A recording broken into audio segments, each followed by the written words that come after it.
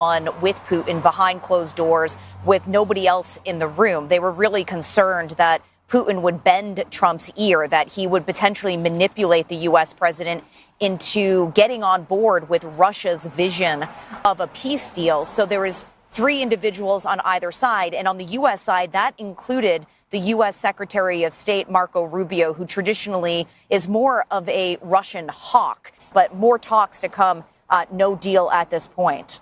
Ahead of the summit, President Trump said he was hoping for a breakthrough with President Putin.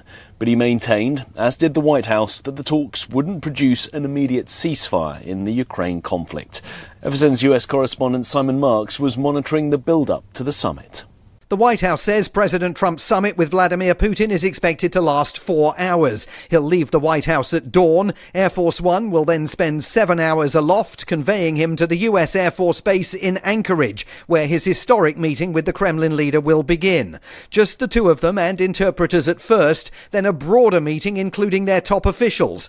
Both men are separately expected to brief the press when it's over, leaving President Zelensky in Kyiv and his European allies facing nervous hours as they wonder whether President Trump will live up to the promises he made to them this week and avoid agreeing to carve up Ukraine with the Russians. Ukraine's President Volodymyr Zelensky was not at the talks in Alaska, but he did spend the week visiting European allies, including Germany's Chancellor Friedrich Merz and UK Prime Minister Keir Starmer. FSN's Ollie Barrett sent this report from London.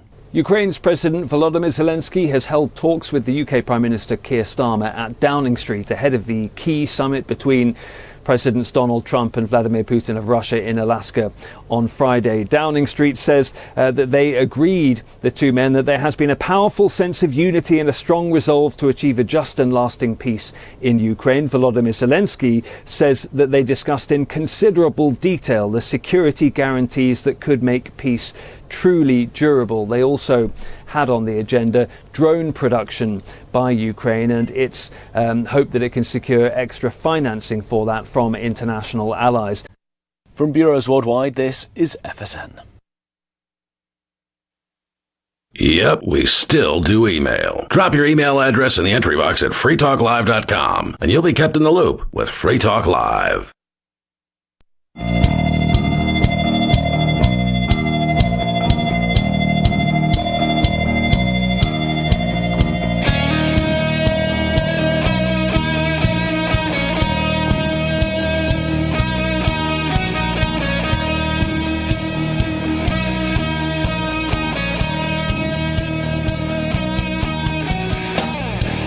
It's Free Talk Live, talk radio that you control. That means that you can call the number and get in on the conversation with us. You can bring up any subject you want, and you can change the subject. That's how Free Talk Live works.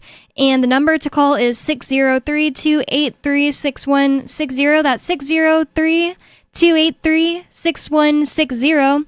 And with you on Free Talk Live tonight, you've got me, Bonnie. Mr. Penguin. And Riley.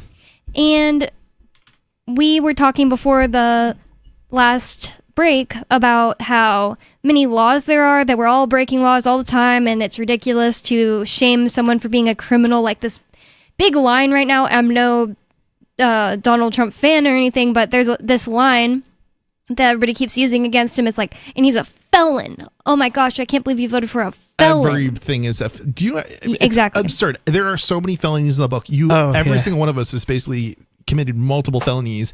You know, I don't know. I mean, I think the 3 a day is probably in excess of reality, but I don't know. You know, who knows? It's hard to tell. He wrote a whole book about it, so maybe we could see. There is definitely a lot of felonies in the book, and it's basically a certainty that you've committed, you know, many felonies. You just haven't been prosecuted for them because most of the time, you know, the government isn't.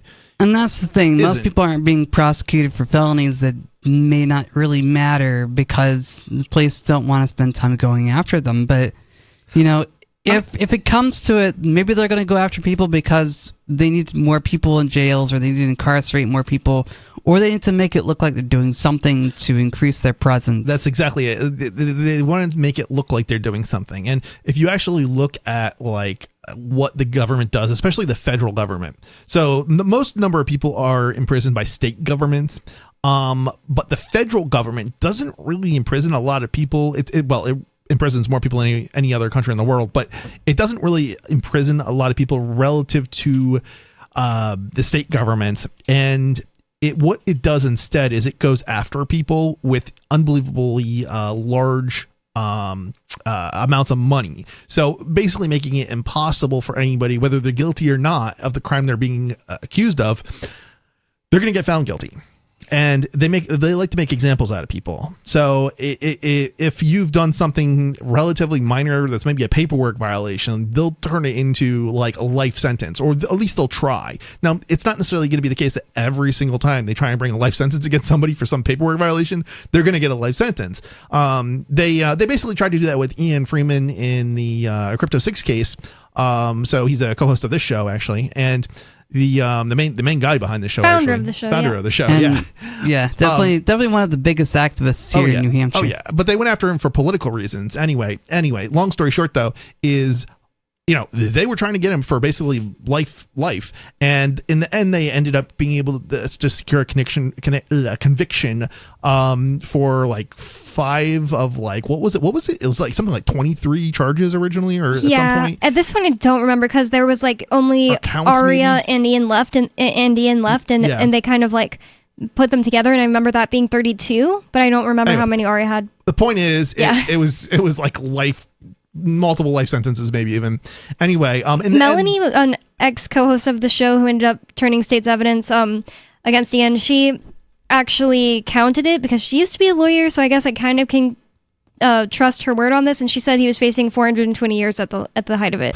That's probably 420 years. Yeah, that number that I do believe 100%. Yeah, but that's just Melanie like is probably right on that one. Not concurrent and stuff. He would never actually get necessarily like the judge wouldn't hit the gavel and say 420 years, but that is like in literal terms what he was facing. And this is the thing, they try to scare you because when you're facing these charges, they're not telling you that.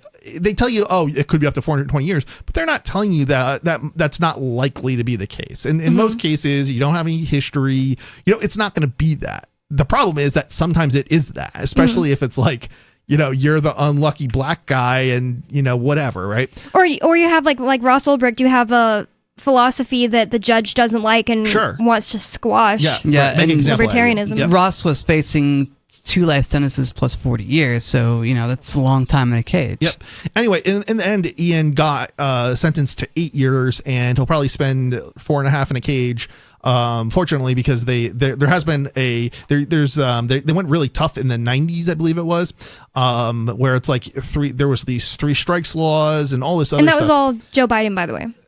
Anyway, so you're talking about the change in the law to reduce the when he was a time. senator. Yeah. So anyway, they basically got rid of like. Oh no! I'm not saying Biden reduced it, which he may have while he was president, which would be kind of like in a way like good.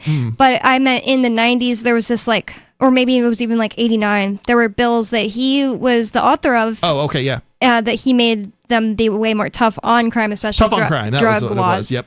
Yeah. Well, anyway, so it used to be like you had to serve like 95% of your like federal sentence, basically, and it's not that now.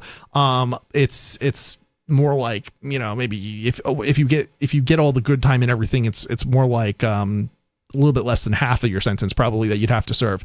But the problem again with all this is they're using this to intimidate people into taking plea deals that are completely innocent of the crimes they're accused of. When you're facing 420 years in a cage and they offer you, a 20-year sentence, that's already going to be, that's going to just, that's going to be overwhelming, but you're probably going to take the 20-year sentence and not get a trial. So there's no evidence that gets presented to, show that you were actually guilty. It's just, they say you're guilty and you agreed to it, even though you're not. And most people, because it's so scary. You just want to take the plea deal because your lawyer that's supposed to be working for you even is telling you this is going to be the way better outcome. Don't even try to fight it. And I've been there. Yep. You've been there. I've witnessed it so many times now. But you also have to remember, especially at the federal level, they're not spending just a little bit of money, to convict people. They're spending tens of millions of dollars to convict people, and it's like often it's over like paperwork violations. It's just absolutely insane. But they turn it into doing something far worse than whatever it is they're accusing you of. And in the case of Ian, they made him out as if he was working with scammers when there was no evidence. Even though the government admitted he was not working with scammers, did not know about the scams. He had no contact with them. Right. And was even doing things to doing Know Your Customer. And they admitted he was doing Know Your Customer basically, but they said, but technically he's not doing Know Your Customer, like was basically their excuse for like. He didn't like tell them, yes, I'm filling out the paperwork asking to be able to do this type of business, and I am going to let you know that I will do your exact Know Your Customer questions. In fact, he actually was being more the crazy Know thing Your Customer than they require. The KYC, so banks and like money transfers have to have a KYC policy, but the law doesn't specify what is in that KYC policy. Oh, okay. So that's the crazy. This is the crazy part of it. It's like he's actually doing more than the banks were doing with their KYC policy. And they all allowed every one of the witnesses, every one of these, so-called victims they put up on the stand. Every one of them did some sort of wire transfer and had to go through their bank, and every one of the banks went through the wire transfer. And it's like, and Ian, he actually called people up, asked them questions, tried to see if, maybe they were, being manipulated by some sort of scammer. But the problem is, and there were definitely times that he was not convinced that the person wanted to do it and didn't sell to them. And that alone should be enough, because there was the government isn't going to look at that and be like, oh, well, Ian is actually an honest man. They're going to look at it and say, oh, well, Ian's still embedded scammers because we found victims. Well, and the other crazy thing about this is if you actually look at their own numbers, so there were something like, I think it was 6,000 reviews, not 6,000 sales, but 6,000 reviews. So we can assume there's at least one sale per review. Mm-hmm. But like when you take even if you take the absolute, now obviously they took their best, victims, and we'll put that in quotes, put them on the stand, and they found out most of them were garbage. Some of these were actually people were actually working for scammers, laundering other people's money. But anyway, yes, and they admitted it. Right. On the stand, they admitted it. But of course, anyway, I can't believe they deserved money back and got money back. That's insane. Right? They should have to give that money to the people they scam. Right. Yeah, but like it's like, I don't know. It's these. Well, we have gotten a little into the weeds talking about Ian's case. I wanted to talk about what I mentioned in the last segment really fast, that I asked ChatGPT while we were on the air, how many laws are in the U.S. Code Federal? That's exactly what I wrote, just so it would know exactly what I'm talking about. Yeah, it's not going to be able to answer that. It can't. No. It's saying the United States Code, USC, isn't structured as a countable list of individual laws. Instead, it's a codification of all the permanent and general federal statutes of the United States, organized by subject. And so it's just trying to explain to me why it can't really do it. And it's like, oh, there's this many titles, and each title has this many sections, and there's this many words in them, so I can't really give you an answer. And I said, take a guess then. And it said, if I had to give you a ballpark guess, the U.S. Code across all 54 titles probably contains somewhere in the range of 20,000 to 25,000 individual sections with millions of words total. For perspective, Title 26, the Internal Revenue Code alone, is enormous. About 3.7 million words and over 10,000 sections/subsections. Wow. You couldn't even begin to read through every law in the United States in your lifetime.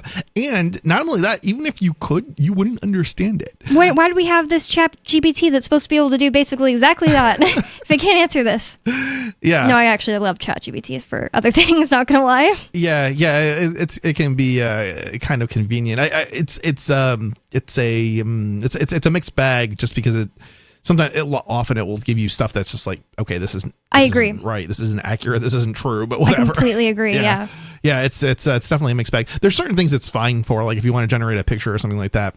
Like today, I just asked it, what is the best way to like completely get rid of my cuticles, because I'm always like fighting them, and it's great for something like that, but apparently it can't tell you exactly how many laws there are, because and why are we held to this literally impossible standard if whatever the thing is you call ChatGPT, like AI model, cannot answer that question? We obviously can't possibly know them all. Here's an even better question. Why is it that, prosecutors and cops and law enforcement and judges, they all have immunity? They don't have to know the law. They can violate it and still be immune. Why is it that we have to know the law, and if we violate it, we get overly harshly punished for it. I think it's because they don't. I think it's because people, very enforcers who we should be holding to a higher standard. They get less. I think people want to believe they get that, vacation time for it. I think people want to believe that their so-called law enforcement people are the ones doing the work to make sure America is safe and law-abiding citizens are protected. But like we've said before, there are so many laws on the books. We don't know how to be a law-abiding citizen when there's so many laws on the books. I don't know why we should even care about being a law-abiding citizen. But the problem is that the people they all they do is they make it look like they're protecting us when really they're just exploiting. Of course they're exploiting you. They're protecting the state. That's all they do. There is no obligation to protect you, Mr. and Mrs. America. No, that's the Supreme Court has ruled time and time again that there's no obligation to protect you. The police are not obligated to protect you. It's so sick. Did you guys hear that there was an active shooter in Windham, Vermont yesterday? I did not. I think I might have, but I didn't read into it or anything. Apparently some people got things that popped up on their phones to tell them about it. I didn't get that, but I didn't either. It's about an hour away from us here in Keene, 58 minutes, 47 miles away. And I'm not really this isn't usually something we report on or anything like that, but I only heard about it because Bruce Fenton, he posted that some New Hampshire people got these alerts on their phones yesterday, and how great it is that, in his estimation, based on how many guns there are, about 100,000 people in New Hampshire just casually, got their gun ready and put on their hip. I imagine so. And that's his. It's actually, it's kind of scary though, in the sense that we're getting ready to shoot somebody based on liars, basically. I mean, what do you mean? Well, cops. I mean, they're liars. They're manipulators. If you look look at what happened the other day in Keene with the hostage taking that occurred at TD Bank. Oh yeah, I was driving past and there were people just standing in the road, staring all over. I had to go to the grocery store. I went to the grocery store. When I came back, it was still going on. I was I rolled down my window and asked some drug addict looking people. I'm just judging a book by its cover, to be honest. But they were so nice. He even leaned his shoulder and elbow on my car and was talking to me for a while. He was totally nice. But he told me that there was somebody that went to go try to rob the bank, which is insane because banks don't really hold that much money. And it was also night. It was 8 p.m. I know I was rushing to the 12 to 8 was the time really frame. All day. Yeah. Okay, well it was late at that point, so maybe he did it at 12. Okay, that makes sense. But still, I don't know if people really know that banks don't have that much money. I guess people think that banks have that much money on hand because they have the accounts, they can see numbers, things like that, but they actually don't. And it's also relative too, right? A $10,000 might not be a lot to you and me, but $10,000 to some addict on the street. That's a good point because he was apparently he was a drug dealer, is what this guy on the side of the road told me. He said that the guy who was going to rob the bank at TD Bank was a drug dealer, which is you must be a bad drug dealer if you're that broke and you need to rob a bank. And he had done this before, 10 years ago, and he actually got shot by the police when he did it, but he lived. And then he went to prison, and this time he just said, I'm not going back to prison, and he, fought back eventually, and they shot him and killed him. So, can't believe that happened in Keene. I don't know the details of, what happened. I know there's, different rumors and stuff. It did appear and whenever you see a story written around here, most of the time there's such a lack of, detailed information about what actually happened. I know I've heard a lot of people question sort of the even just the very little bit of information that we've gotten from that. Oh, from the TD Bank thing? Yeah, from the TD Bank thing. They're not sure that the story we're being told is actually what happened, and there's it just something doesn't seem right about it. And I've heard that from many different people and different groups of people, so it's kind of interesting. And I'm not saying that the cops are lying or anything. I don't know. But it is interesting just to hear different groups of people saying basically the same thing. Something just didn't seem right about the whole situation. But it's not. But again, it's not that hard. If he is, we don't know we don't. Often when they'll use history, for example, to see, they'll be oh yeah, see, and then nobody will. And think he did of it already in the past, so they just came up with the same story. Maybe what happened? Yeah, but what actually happened, right? What? There's probably more to the story, and you almost never hear about the part. You only hear about it from the perspective of the prosecution and the press releases. And it's a really good thing to always point out, especially when we're talking on the radio. Is maybe some people have never thought of it the way you're pointing out, that you should question even things you're reading on the news. Most people don't know that the news is basically regurgitating what the government is saying in their and most people believe the government press releases anyway because it's governments. And we all here have seen it firsthand with Ian. Once I was involved with that, with seeing articles come out that were just false about Ian. Oh yeah.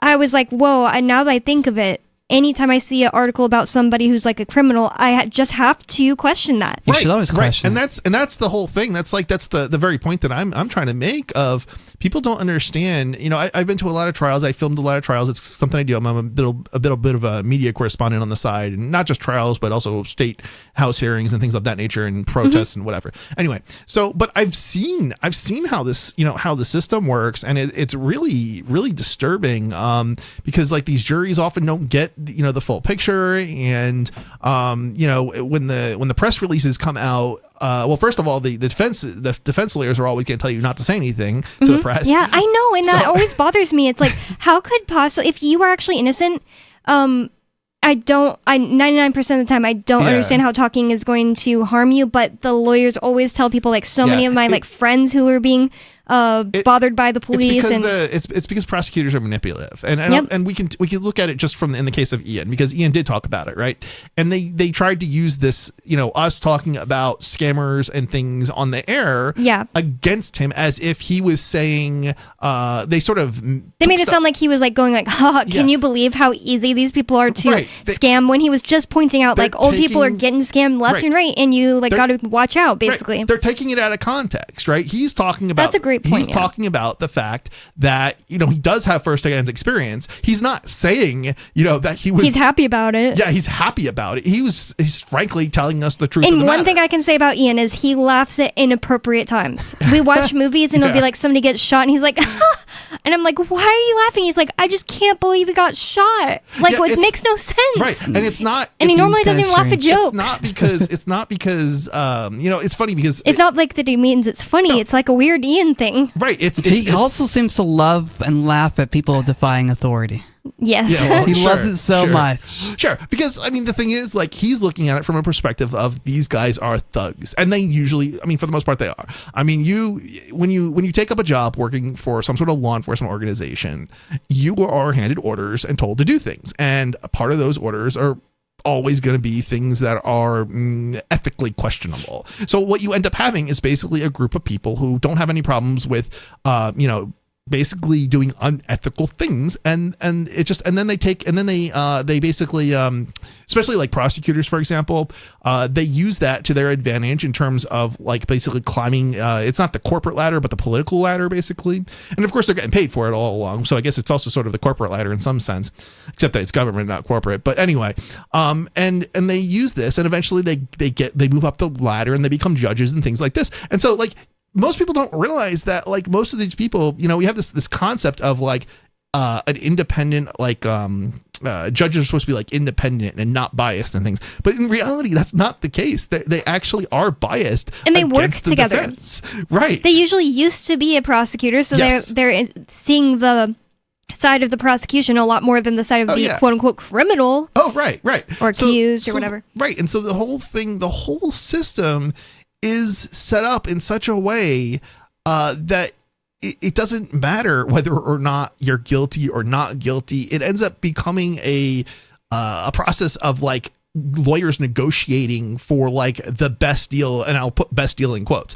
It's not, and the prosecutors don't even care like necessarily about like they'll make it out as if they care about how long somebody spends in a cage, but that's not really what they care about. They care about the conviction, because that's ultimately at the end of the day, that's all that matters to them. And of course, also they don't want to actually have to do the work of convicting somebody, because that means they actually have to work at it. Yeah, that's why they love plea deals, which are so gross if you think about it. Like I was listening to this thing about Jeffrey Epstein today, and I know I said like, oh, I don't care that much about it before, but the thing is, like, it was by this girl that I love to hear all of her, like, whenever she tells the story of something she researched, like sometimes even like true crime. I've watched her true crime stuff, and normally that's not a thing I listen to, but anyways, this girl's really good at it, and I was like, I need something to listen to in the shower, so I listened to her reporting on Jeffrey Epstein. Well, I learned for the first time, like this might not be news to a lot of people, that Jeffrey Epstein was actually accused in 2016 by a young girl, I don't even remember how old, of sexually assaulting her in 2016,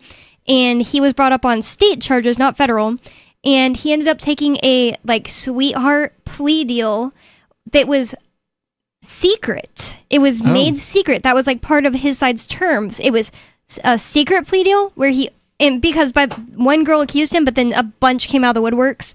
But in the end, he took a plea deal where he only got 2 charges, and it was maybe prostitution and prostitution with a minor involved. Only 2 charges. He only had to do a short amount of time, which I don't remember what it was. And so he didn't get even charged for the amount of girls that were involved. So let me just finish what I'm saying. And also, I was talking to myself, by the way, but also the prison he ended up, or it was jail because it was county jail. The county jail he ended up going to, he was allowed to leave for 12 hours a day every day for work, and there was other secret stuff involved. But I gotta say, if you were one of those girls and it was true that you were actually assaulted by someone, and you realize he got away with it, all because the prosecutors want to get a prosecution, Yeah, I mean, yeah, the whole thing is just I'm always very wary about those sorts of prosecutions, and it's not that. But let's just let's say not Jeffrey Epstein. Let's just say for sake of argument, somebody was going around assaulting women or anyone. Right, but let me go back to why I was saying I'm always very skeptical about these sorts of prosecutions, is because there's not really any. It's just one person's word against another person's word, right? And I'm not.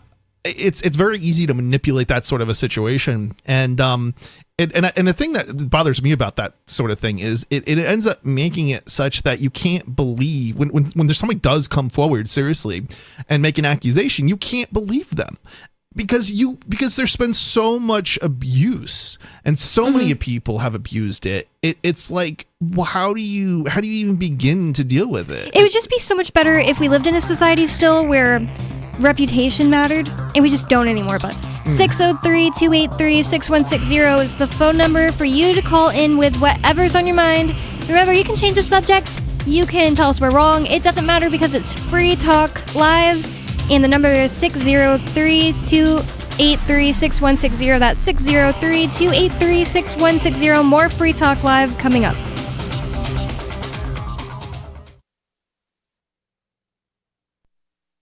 Join liberty-minded voluntarists, anarchists, and libertarians from June 13th through the 16th for the 8th annual Fork Fest at Rogers Campground in the beautiful White Mountains of New Hampshire.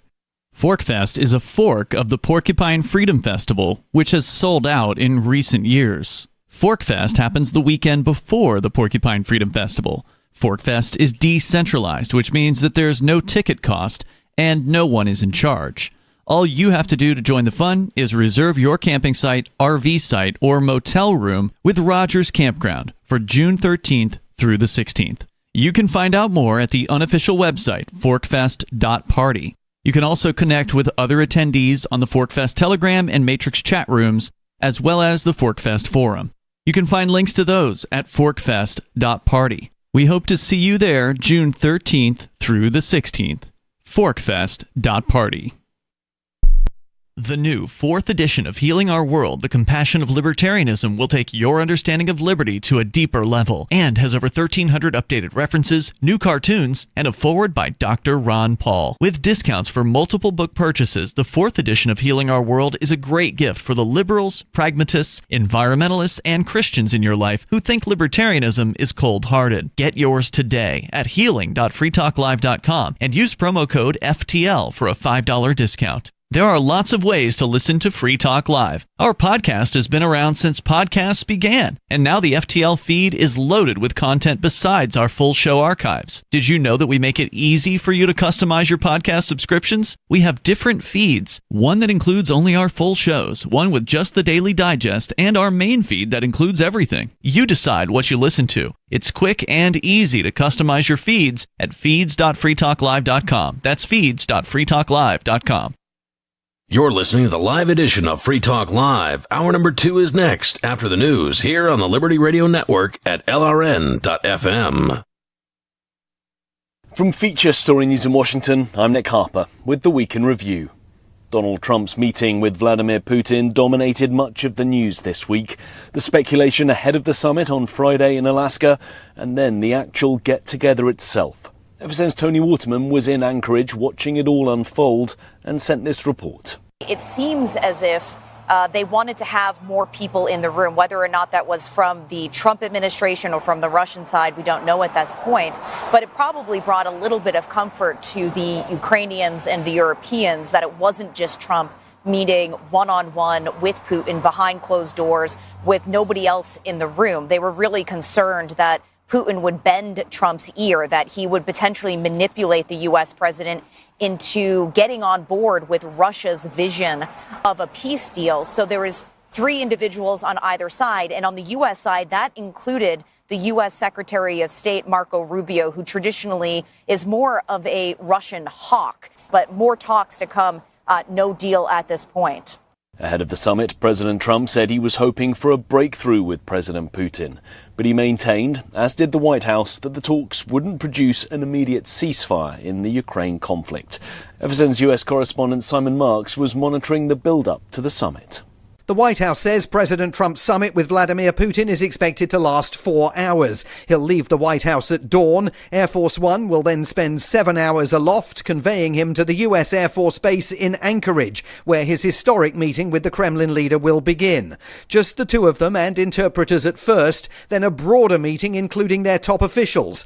Both men are separately expected to brief the press when it's over, leaving President Zelensky in Kyiv and his European allies facing nervous hours as they wonder whether President Trump will live up to the promises he made to them this week and avoid agreeing to carve up Ukraine with the Russians. Ukraine's President Volodymyr Zelensky was not at the talks in Alaska, but he did spend the week visiting European allies, including Germany's Chancellor Friedrich Merz and UK Prime Minister Keir Starmer.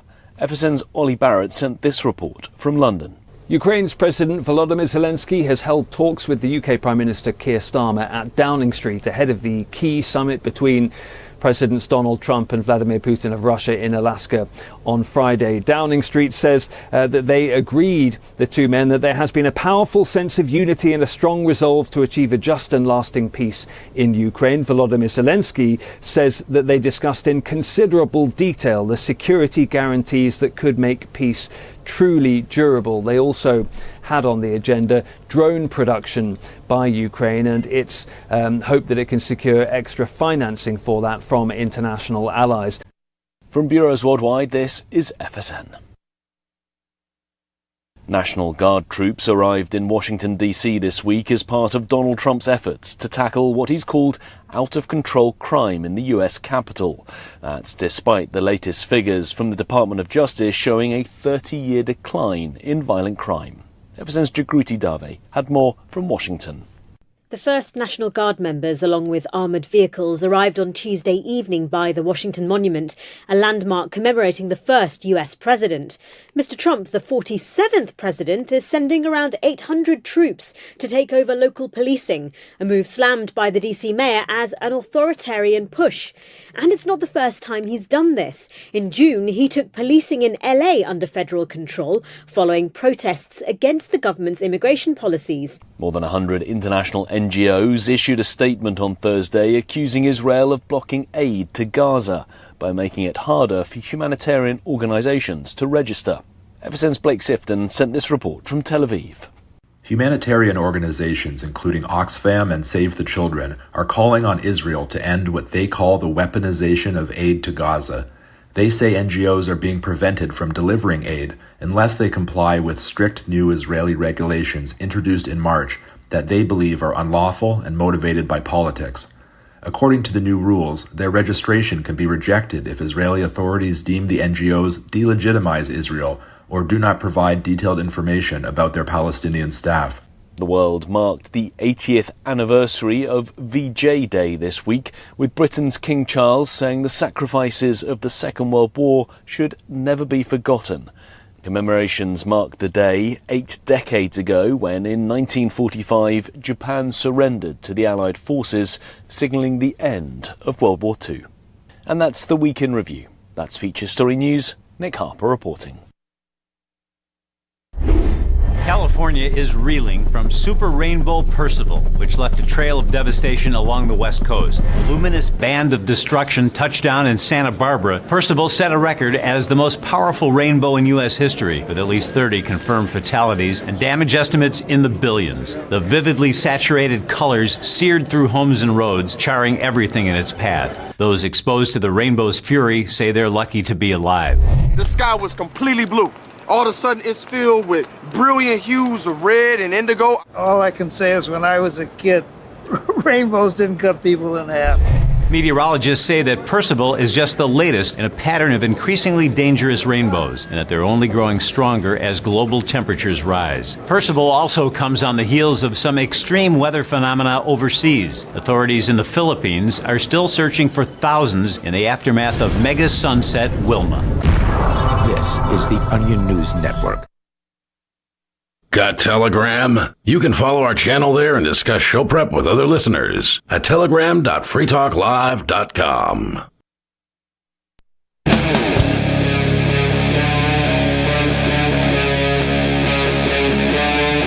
Free Talk Live.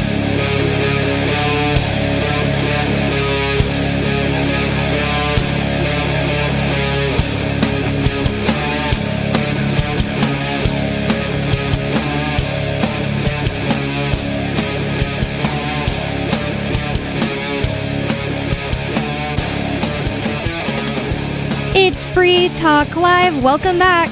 603-283-6160 is the phone number. That's 603-283-6160. And I would like to thank Craig for being an amplifier with us here at Free Talk Live. That means that Craig went to amps.freetalklive.com and signed up to support the show. AMPS stands for Advertise, Market, Promote, and Support. Thanks to Craig and everyone who supports us. And again, that's amps.freetalklive.com if you'd like to check out the perks and benefits of becoming an amplifier. And we really do appreciate everyone who is an amplifier with us here at Free Talk Live. And again, that's amps.freetalklive.com. Thanks so much to Craig. And with you on Free Talk Live tonight, you've got me, Bonnie, Mr. Penguin, and Riley. And what we titled the show about, and what we teased, at least in the first segment, but we ended up talking about other things for a while. And that's fine, because you can even change the subject at will. It's 603-283-6160. But we were teasing at the beginning that we were going to discuss Ian Freeman's appeal with the First Circuit of Appeals. Ian Freeman is my husband, and he's in prison, and he's in prison for selling Bitcoin, ultimately. Well, that's under the guise of selling Bitcoin. I always just start with that, so people are like, multi-decade long, for different reasons they've investigated, basically. And plus, none of the charges are actually selling Bitcoin, because selling Bitcoin isn't illegal. Nope. No, they wanted to get him on other charges like money laundering, which is dropped, by the way. Yep.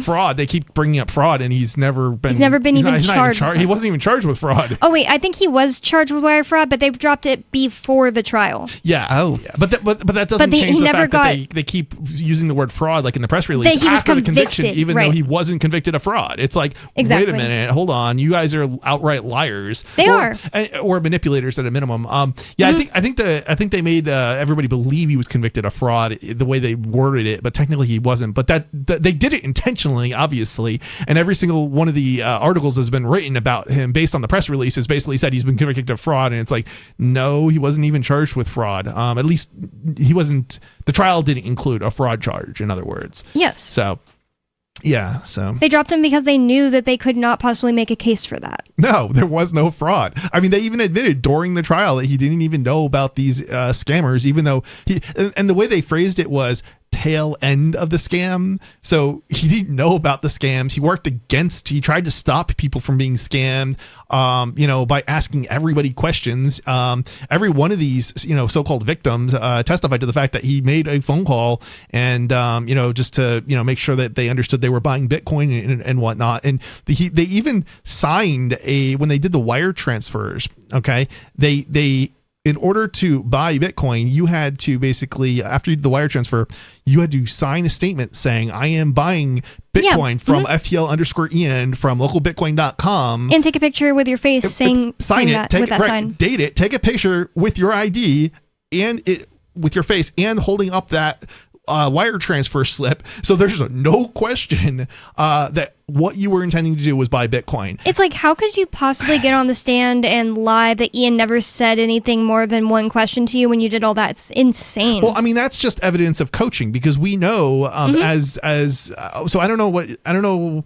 So maybe you didn't know or hear him say this, Riley, because you weren't here yet. But for those of us who have been here in Keene for the last 5 years, or in your case, not 5 years, but you were here. 4.5. Yeah. Well, but you were here during a time period in which he was still selling Bitcoin. Very short and if you period. count the time I came here to visit, October will be 5 years. The point that I'm making here is that there are dozens, at least, if not hundreds of people who have heard him on the phone talking to customers and, making sure and asking them, all these questions. I've heard him ask a woman, so you are buying this for your husband. Have you met your husband in real life? And then she got mad at him. Like, why would you even ask me that?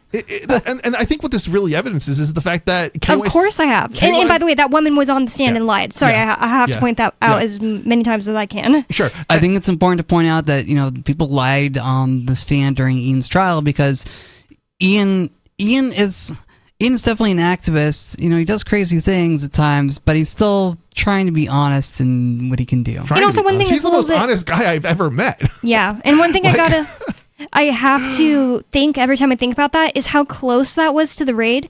That there was a woman that was decided to buy Bitcoin from Ian and was being scammed so close to the raid. It was like January, and then the raid was in February. Yeah. And that just... Was the raid of March or February? Oh, sorry, March. You're right. March. But it was March. But, it was like a month or two before the raid happened that this woman got quote-unquote scammed from Ian. To me, it just seems like the Fed sent a woman. Don't you think? Like, if she's getting sent by other scammers... I don't want to go overboard in terms of speculating. I'm a conspiracy theorist. In the conspiracy theory direction. I am one. However, yeah, but no, these witnesses were obviously coached. But yeah, there was a long list of questions and that he'd ask, and just the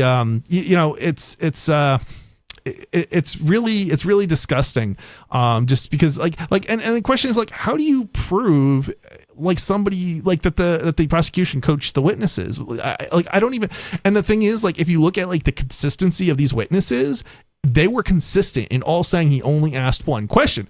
And it's like, wait a minute, everyone in the courtroom who was how would I describe this, that knows Ian and has been around Ian for any length of time, we're looking at each other and we're like, what are these people saying?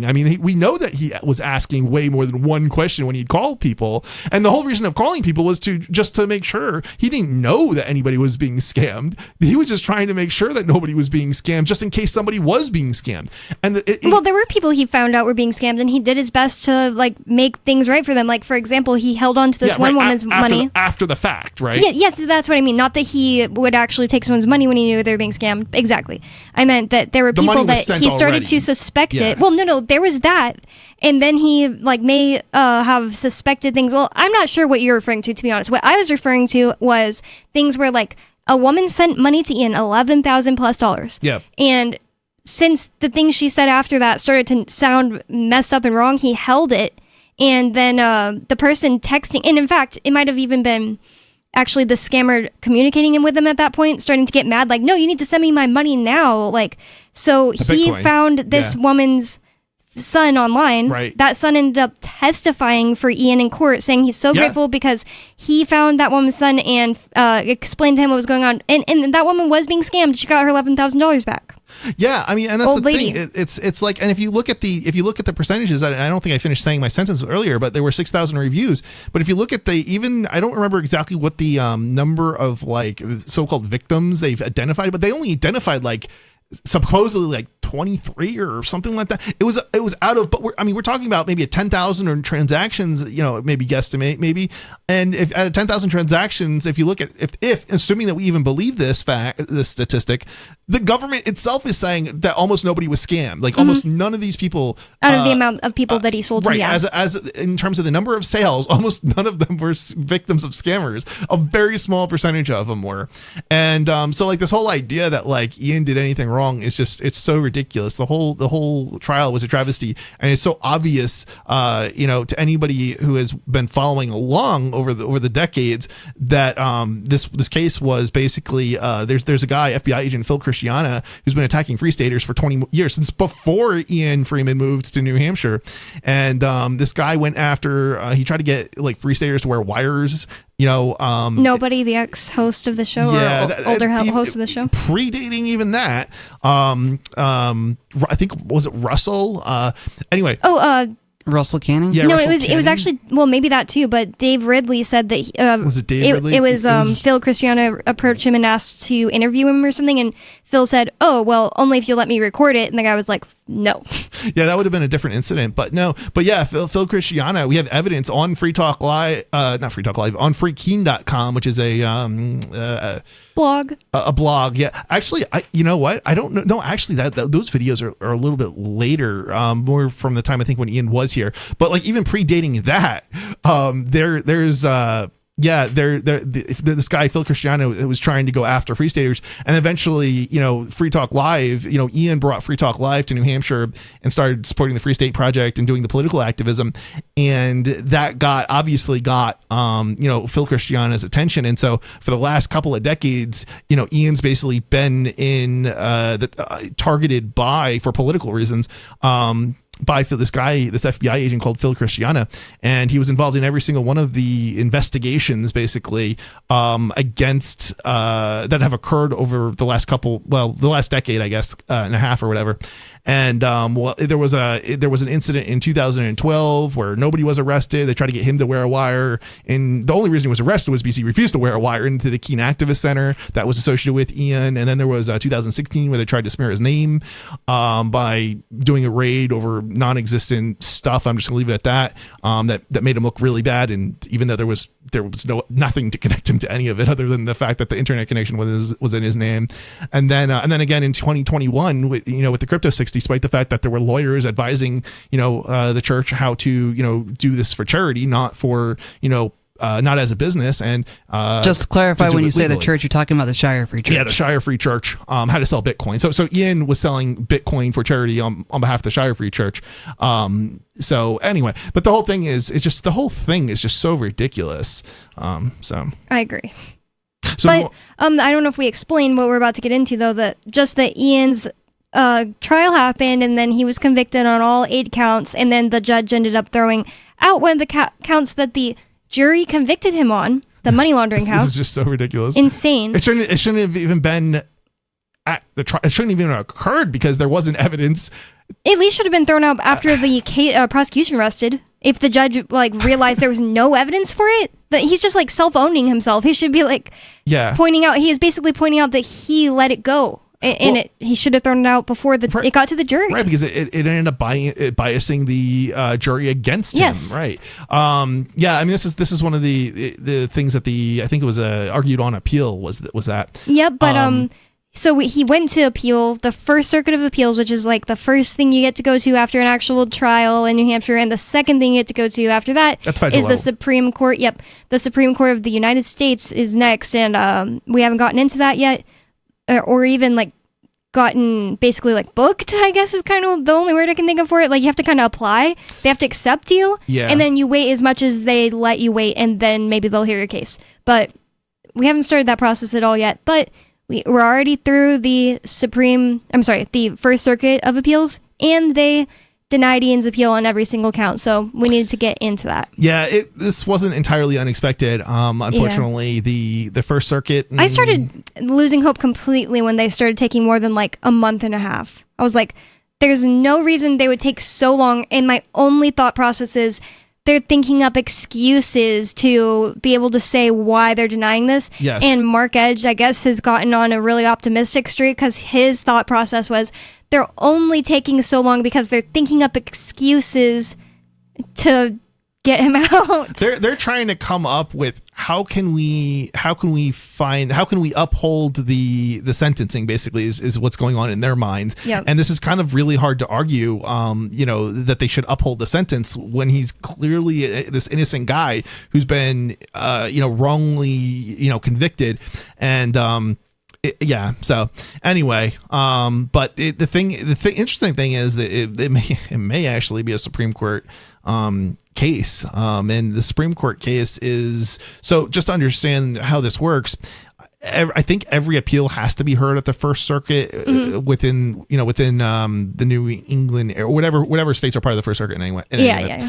And they have to respond basically. However, the Supreme Court does not. It only is going to. It takes cases basically sort of I don't know if at will is the word choice, but at their leisure basically. So and at their discrepancy, like they can just say no, we're not going to take this at all. Exactly. And the percentage of cases they take in regards to appeals to the Supreme Court is less than 1%, I believe is the statistic, or somewhere around there. So it's actually, in theory, it's very unlikely that they're going to take this case up. However, this case is an interesting one because there's different aspects of it. But one of the aspects is that the jury convicted Ian on evidence where the evidence so the evidence is the IRS agent testified to the fact that he may or may not owe any taxes at all, and so there were 4 counts of tax evasion. Well, if the evidence is he may not owe any taxes at all, how can you be guilty of tax evasion, right? And so it's a very interesting sort of opening liner for a Supreme Court appeal. And if the Supreme Court is interested in taking up a tax case, well, this would be a very good case to take up because of just how absurd it is, right? Anyway, so yeah. So there may be a little bit of an optimism in terms of looking forward to a Supreme Court appeal. However, that doesn't mean we shouldn't be, directing people to there's a website and there's another line or what's the word I'm looking for? Not line, but another avenue to sort of unfortunately not overturn the sentence, but to get him out of a cage, basically. A pardon. A pardon. So do you know the website off the top of your head? Yes, it's freeiannow.org. So freeiannow.org is a site where you can sign a petition to basically try and help us get Ian pardoned, and hopefully at some point we'll get that in front of Trump's and if we're because this is something that this is something that takes a long time to describe exactly why Ian was wronged.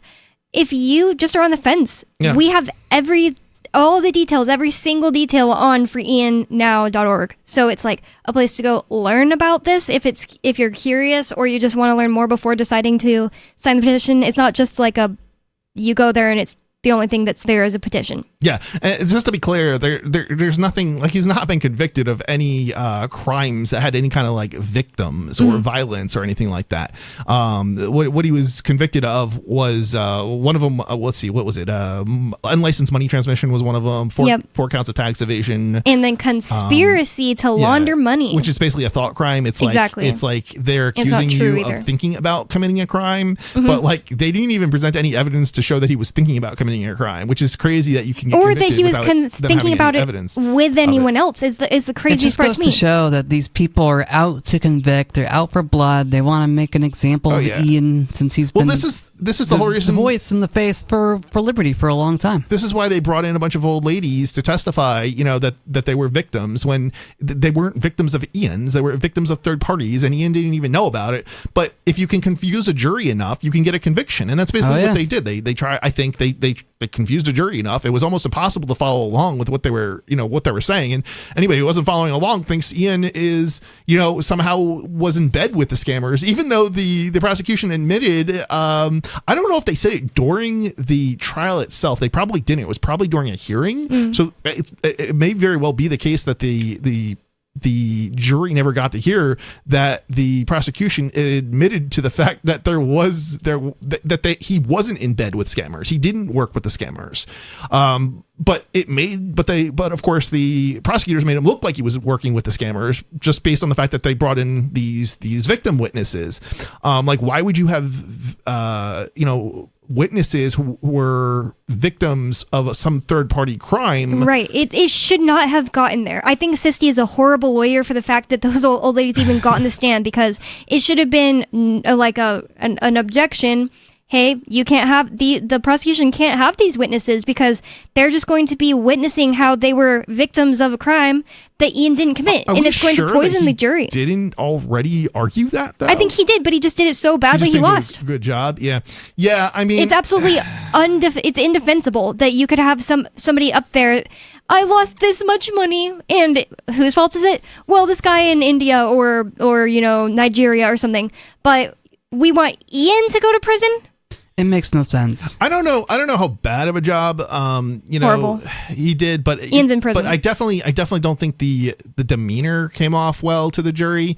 Exactly. And that's the main thing this goes to show, is that trials are not a fact-finding exploration. No, trials it's a are storytelling show experience. You got to put on a good show. It's theater, absolutely. Definitely theater is a good way to describe it. You got to tell the best story to win. Yep. Exactly. The prosecutors did a good job. They did an excellent job of, making it come off as if somehow, Ian was responsible, even though the banks legally had to do KYC. And if that's their whole argument of that's what was supposed to stop it. And they just went, okay, you want to wire $100,000? All right, let's do it. The banks were allowed to do that with impunity because they have paperwork. Every one of these victims, right? It's literally just the fact that he didn't register. As the defense lawyer said, it's a paper. You're literally accusing him of a paperwork violation. Mm-hmm. If he was supposed to register, he just failed to register. It's not that he didn't have KYC policies in place. Mm-hmm. And his KYC policies were better than the bank's KYC policies. Every single one of these, so-called victims had to wire money to the church in order to buy the Bitcoin, and they were supposed to be doing KYC. And if KYC actually worked, then you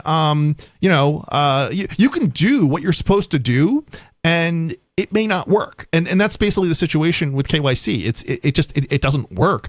We can say it's not Ian's fault. It's not the bank's fault. I was going to say, we can say the bank didn't do that much, but that I wouldn't even necessarily actually blame them. I don't want them to go to prison. I also don't want Target to go to prison every time a scammer buys a bunch of Target gift cards, or an old lady buys a bunch of Target gift cards and isn't actually getting scammed. I don't want the manager at Target to go to prison.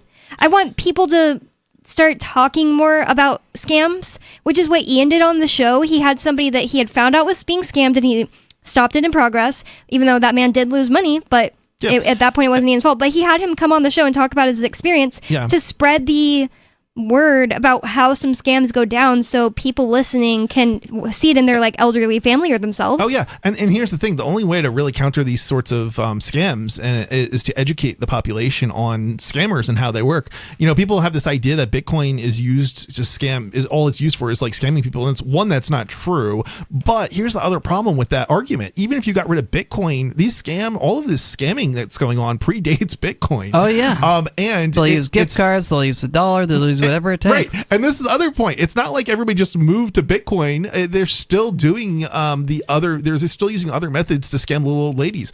One of the methods, just to give people an idea, is not to use Bitcoin, but to have little old ladies mail large sums of cash to what they call, I think they're called drop addresses? Basically, they're like addresses where nobody lives there, and so they'll look for PO boxes or something. No. They'll look for homes for sale, basically, that kind of thing, or abandoned places. Wow. And then have little ladies send their cash that they withdrew from the bank to these addresses, and then they'll have a courier pick up that cash and do that something with it. Wow. Yeah. So it's not, and we're talking about large sums of money in those types of cases. So it's not like Bitcoin is somehow enabled, some sort of fraud or scam that didn't already exist. Well, that's a great example of how it can be done with cash too. But more Free Talk Live is coming up. 603-283-6160 to get in on the conversation. More Free Talk Live is coming up. Don't go anywhere.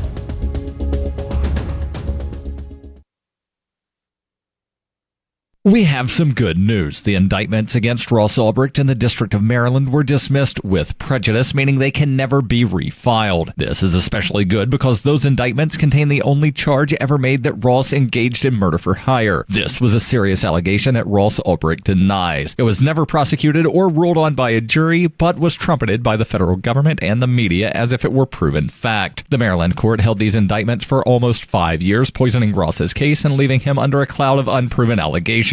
As explained in Ross's appeal to the Supreme Court, the fact that the judge used these allegations to give Ross a draconian sentence of double life without parole violated his Sixth Amendment right to a jury trial. Judges are required to issue sentences based on convictions decided by a jury, not unproven allegations never even charged at trial. Although this is a positive development, the dropped indictment will not set Ross free. Now, a presidential pardon is Ross's only hope of freedom. Sign the petition at freeross.org. freeross.org. From Feature Story News in Washington, I'm Nick Harper with the Week in Review. Donald Trump's meeting with Vladimir Putin dominated much of the news this week.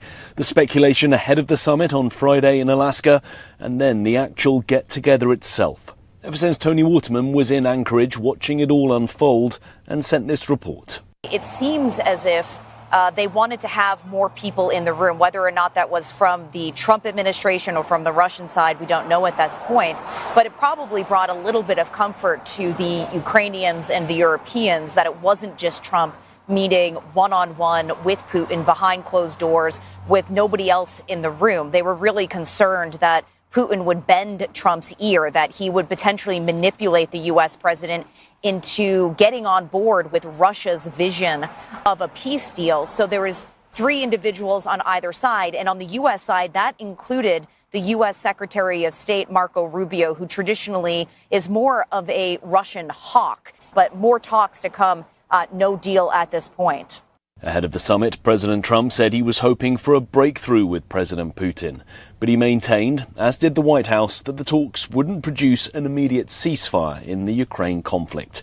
Ever since U.S. correspondent Simon Marks was monitoring the build-up to the summit. The White House says President Trump's summit with Vladimir Putin is expected to last 4 hours. He'll leave the White House at dawn. Air Force One will then spend 7 hours aloft, conveying him to the U.S. Air Force Base in Anchorage, where his historic meeting with the Kremlin leader will begin.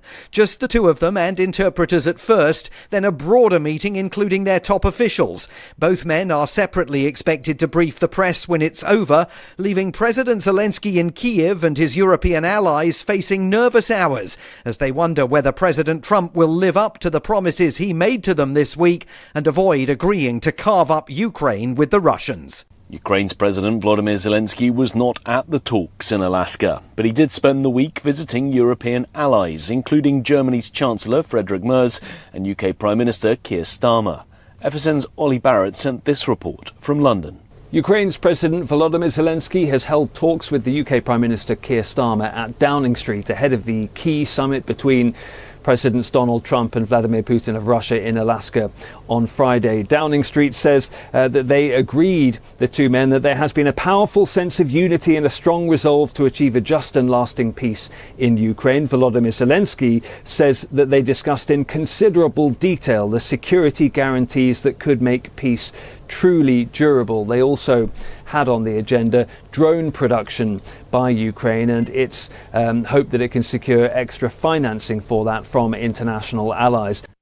From bureaus worldwide, this is FSN.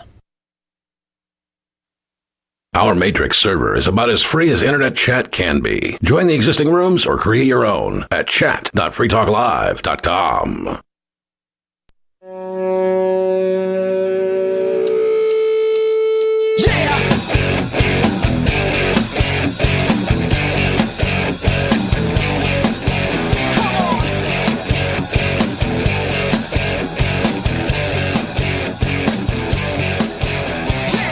Yeah, it's Free Talk Live, talk radio that you control, and you can bring up whatever topic you want to bring up and have a conversation with us about. That's why it's called Free Talk Live. And that number is 6032836160. Are you tired of the oppressive rules and moderation of the big tech social media sites? Our Mastodon server at social.freetalklive.com can set you free. Mastodon is free, open source, decentralized, and federated. Multiple apps are available for iOS, Android, Windows, Mac, and Linux. Social.freetalklive.com is where you can go for that. And with you on Free Talk Live tonight, you've got me, Bonnie. Mr. Penguin. And Riley. And in the last segment, we started talking about Ian Freeman's appeal getting denied, but have we even actually gotten into this summary at all? Let's do it. Okay, so there's an 80-page decision from the First Circuit. Ian told me not even to bother reading it. we wouldn't even have a chance in.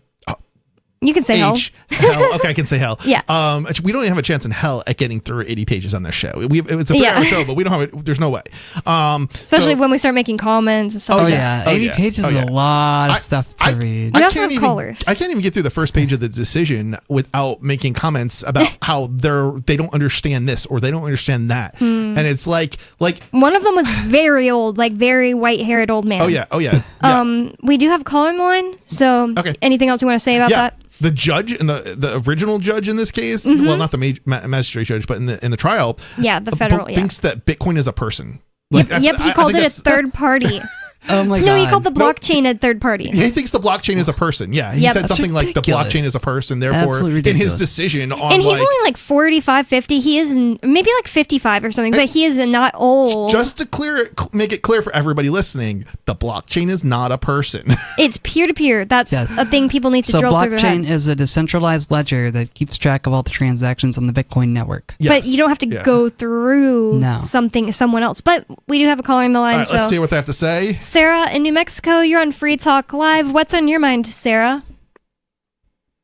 I just want to say I'm really excited that we're going to be getting 7 more Hawk lights in here in Albuquerque, and I partially thank you guys because I mentioned about this high intensity activated signal walks many times on Free Talk. Oh, so just so the listeners know, these are those lights that start flashing when someone's at the crosswalk, correct? Well, what it is, I was told that it starts flashing yellow when there's somebody wanting to cross, and will start flashing red, and it will completely turn red, and you actually have to stop at these crosswalks when there's a bicycle, press the button. And because they gonna put it where a 21-year-old woman has gotten killed on a bike. Hasn't this been around Arroyo for like 50 years at this point? I don't know if it's been around for 50 years, but 40 years, 30 there's years. been one in Keene the whole time I've been here. It's not a horrible idea, for something. I don't mean every crosswalk has had this, but I think the technology's been around since at least the 80s or early 90s. Oh, I didn't even know that. Unless I'm not understanding specifically what it is that we're talking about. It's not that it was a new invention, but Sarah's saying she's happy that they're getting one in certain areas in Albuquerque, including this area where a 21-year-old woman was killed on a bike crossing the road. But I got to ask Sarah, was she on top of the bike pedaling? Right. Because that is so dumb when people do that. Whenever people bike at full speed across, there's no time for anyone to see them and come to a stop. I hate when they do that. And in fact, it's illegal in Keene and they do it all the time. You're supposed to get off your bike and walk across the crosswalk. You're supposed to get off your bike, stand next to it, and look both ways, make sure nobody's coming. And if a car is coming, see if they come to a stop, and then you go like, okay, thanks, and you start walking. But instead, they just go, they don't stop at all. They're riding down the sidewalk and then they turn left and they're in the road. Yeah. It's so dumb. So was this 21-year-old woman doing that with her not all the way developed prefrontal cortex? I'm just saying. Well, the thing is that this crossing is like an arroyo, flood control. And then what they do is they put up bicycle paths. And then we have a major artillery road going right through it, San Mateo and Carlisle. So this one, so they have this street where there are 2 lanes going really fast, 35 miles per hour. The other lane going southbound, 35 miles per hour. And they expect you to cross.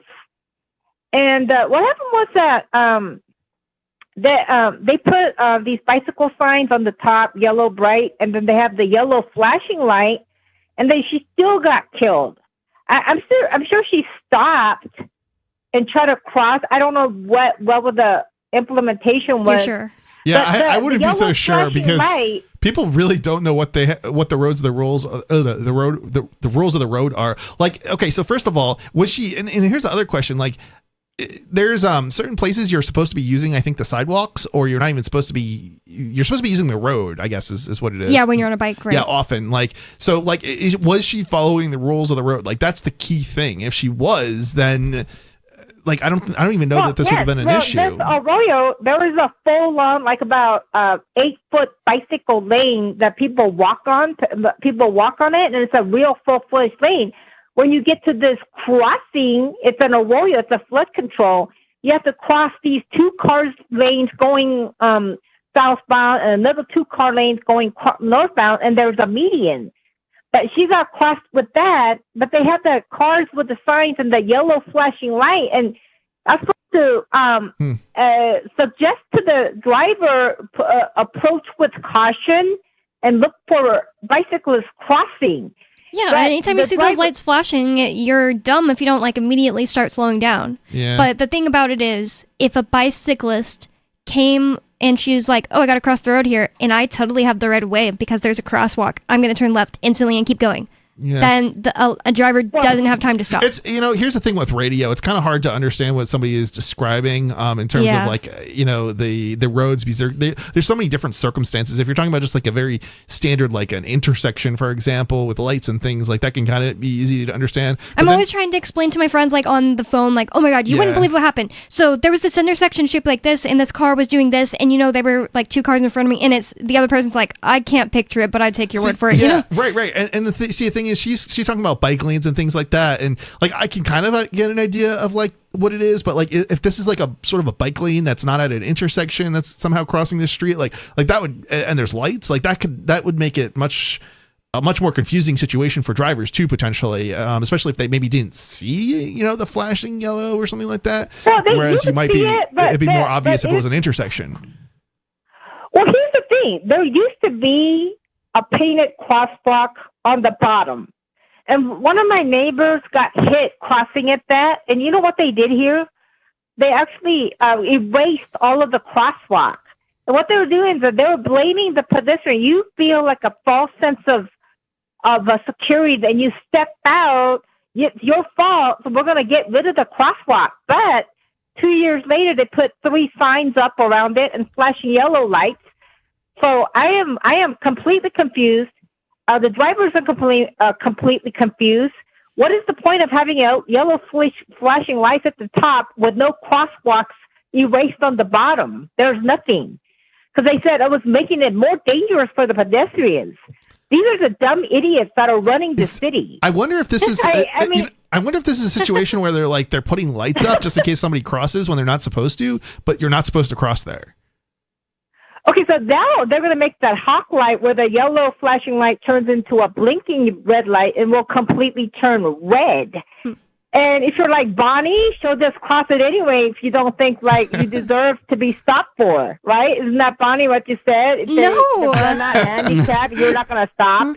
I did not say that. People interpret what we say so often as like, oh, we're like supporting murderers or something like that. Like we're supporting murder. And it's like, no, that we're just suggesting an alternative way of solving the problem. That I'm going out of my way to save other people's lives every day that I'm driving. Seriously. Yeah. Especially Massachusetts. It just seems like when you're driving or being on the road or as a pedestrian, you got to be a lot more aware of what's going on around it. Like when I cross the street, I have to listen to traffic.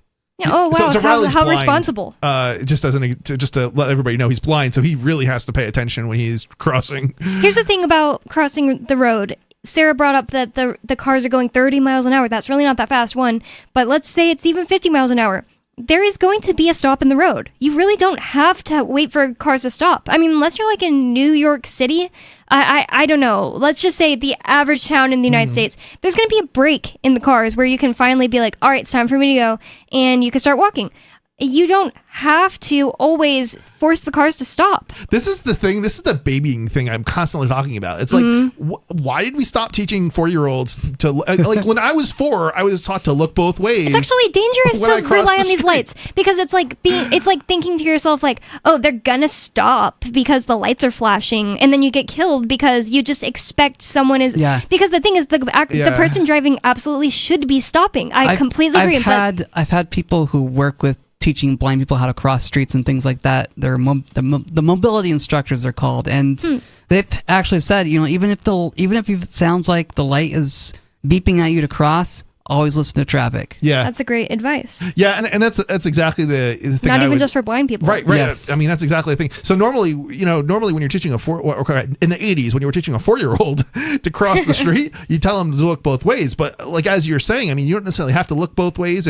Like there's other ways of sort of achieving that, and one of them is listening for traffic. Like the other thing about it is that when my dad was teaching me to drive, he even told me when you're coming up to a green light, he slows down like a little bit and makes sure that there's not just somebody about to blow the red lights and T-boning you. Like we have a host that's been T-boned like 3 times. Yeah, because people just because they have a red light doesn't mean they're stopping. Yeah, it's at least keep your eyes open, if not slow down.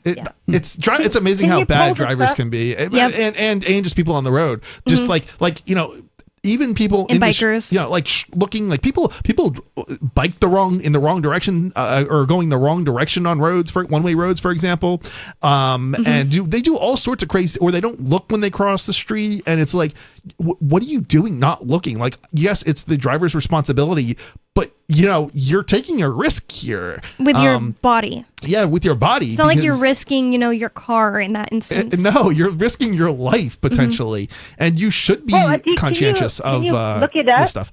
Can you look up this article? It was on the KOP2 News. You can look at this intersection. I know you bring it up on the computer. About hawk lights? No, the Han Arroyo, this accident, he says, I can't picture this intersection. I'm talking about Han Arroyo. I don't know how easy it would be right now because I'd also have to turn the computer towards Riley and Chris. But maybe on the next break or something, we can have looked at it if you want. But I can't really do it exactly right this way. You were saying that you have to look both ways, but from 3 to 7 o'clock during rush hour, the cars will not stop. There is no break. It's rush hour. It's just nonstop. Just people just getting home, and that's all they care about, and you're just in their way. You don't get like a 2-3 second break to cross.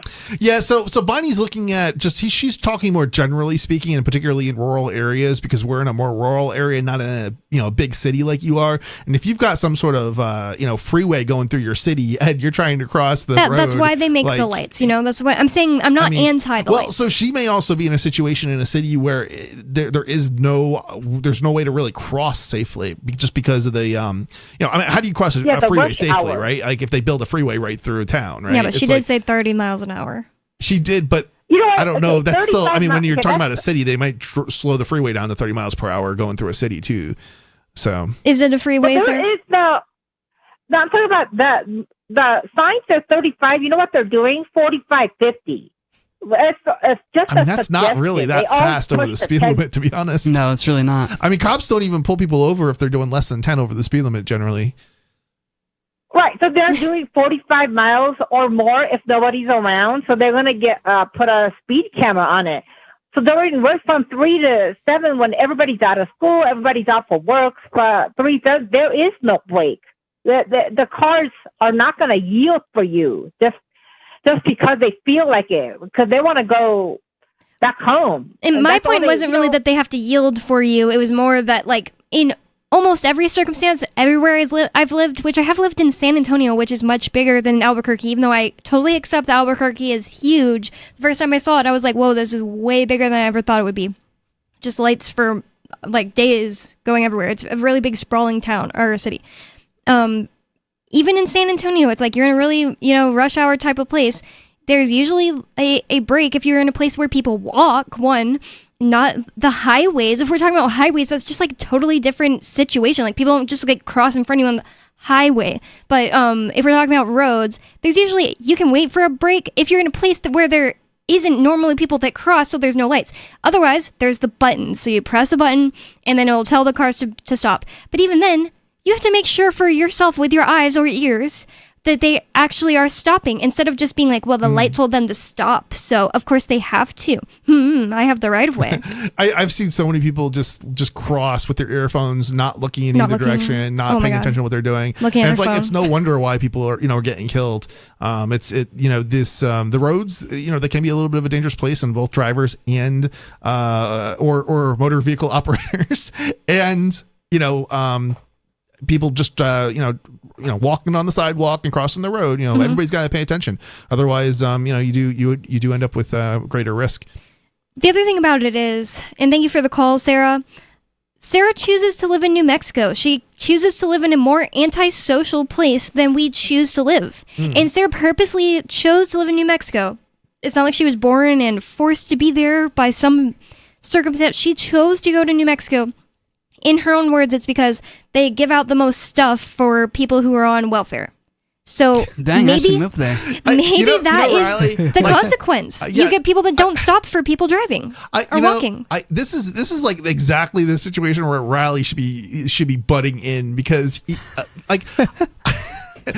Riley is blind, people. He's blind, and he's not. It's okay to say you're not taking anything, right, from the government. At least not right now. Yeah, if he can do it, right? Like if he can make wise decisions, like what excuse do you have? Well, Sarah said she can't have a job because somebody in the 80s told her she had bipolar. She's got excuses. And I can be discriminated against from having jobs too, but that doesn't stop me from trying to apply. Right. And it also doesn't stop you from working necessarily, just because people won't give you a job. I mean, there are so I'm doing a radio show, for heaven's sake. If you right, we've got thousands of years of history, like as a race, and historically, most people worked on farms, right? Like they weren't going out and getting a job at some employer, right? Like they were making, work for themselves. And, there's nothing, and people were moving around. They migrated when things weren't good in one location, they moved to another location. Sometimes they moved across country, sometimes they moved across continents. It's like people are making excuses, for why they don't work. And I understand, like I've actually I've had employees who are bipolar. Like I get it. Like I do understand the challenges, that somebody with bipolar has when it comes to working, but at the same time, it's like you just got to keep pushing forward, right? It's like, it's when you listen to other people tell you can't do something and you believe it, like you end up never overcoming your, whatever that's holding you back, basically. So you got to tell yourself, you got to tell other people to back off. It's like, I can do this, because nobody else is gonna sort of argue. Or what's the word I'm looking for? Advocate for you. Yeah, advocate for you. You got to advocate for yourself and advocate against other people. Telling you or trying to help you, when in reality they're sort of enabling you as opposed to helping you. Nice. I like that your independence. What's the word? Independence absolutist takes tonight. Yeah. He's an independence absolutist for sure. Well, thank you for the call, Sarah. And the number for anybody who'd like to get in on the conversation, you can literally comment. If we were just talking to Sarah and you had something you wanted to say about it, or if you want to say something about Ian, or you want to completely change the subject entirely. Exactly. You can call 603-283-6160. That number is 603-283-6160. But before Sarah called, we were getting into this summary of the, what are they called? The First Circuit of Appeals decision. Yes. On Ian Freeman's case. Shall I actually start reading the AI generated summary so we actually get through it this week? This year, yeah. Yeah, right. This decision came out 3 weeks ago, 4 weeks ago. It was the day that Riley flew to Utah because I was July with Riley. 29th. Yeah, it's been a while. All right, so I'm gonna get into it. So this is what the AI summary of his case of the 80-page decision has to say. So the introduction: the case of Freeman revolves around the legal implications of operating a Bitcoin business without the necessary like this is the thing, like they use these words in the courtroom, and it's like that's also kind of like biasing a jury against him by using words like business. I mean, that's accusation, but like shouldn't it be the trial that determines that? But if you're using words like business, you've kind of already come to a conclusion, and you're telling the jury that he's operating a business when that wasn't the case. He was operating a charity. But anyway, business without the necessary licenses and the subsequent tax evasion charges. So without the necessary licenses, well, according to the lawyers, the lawyer said you didn't need a license. You didn't need to register.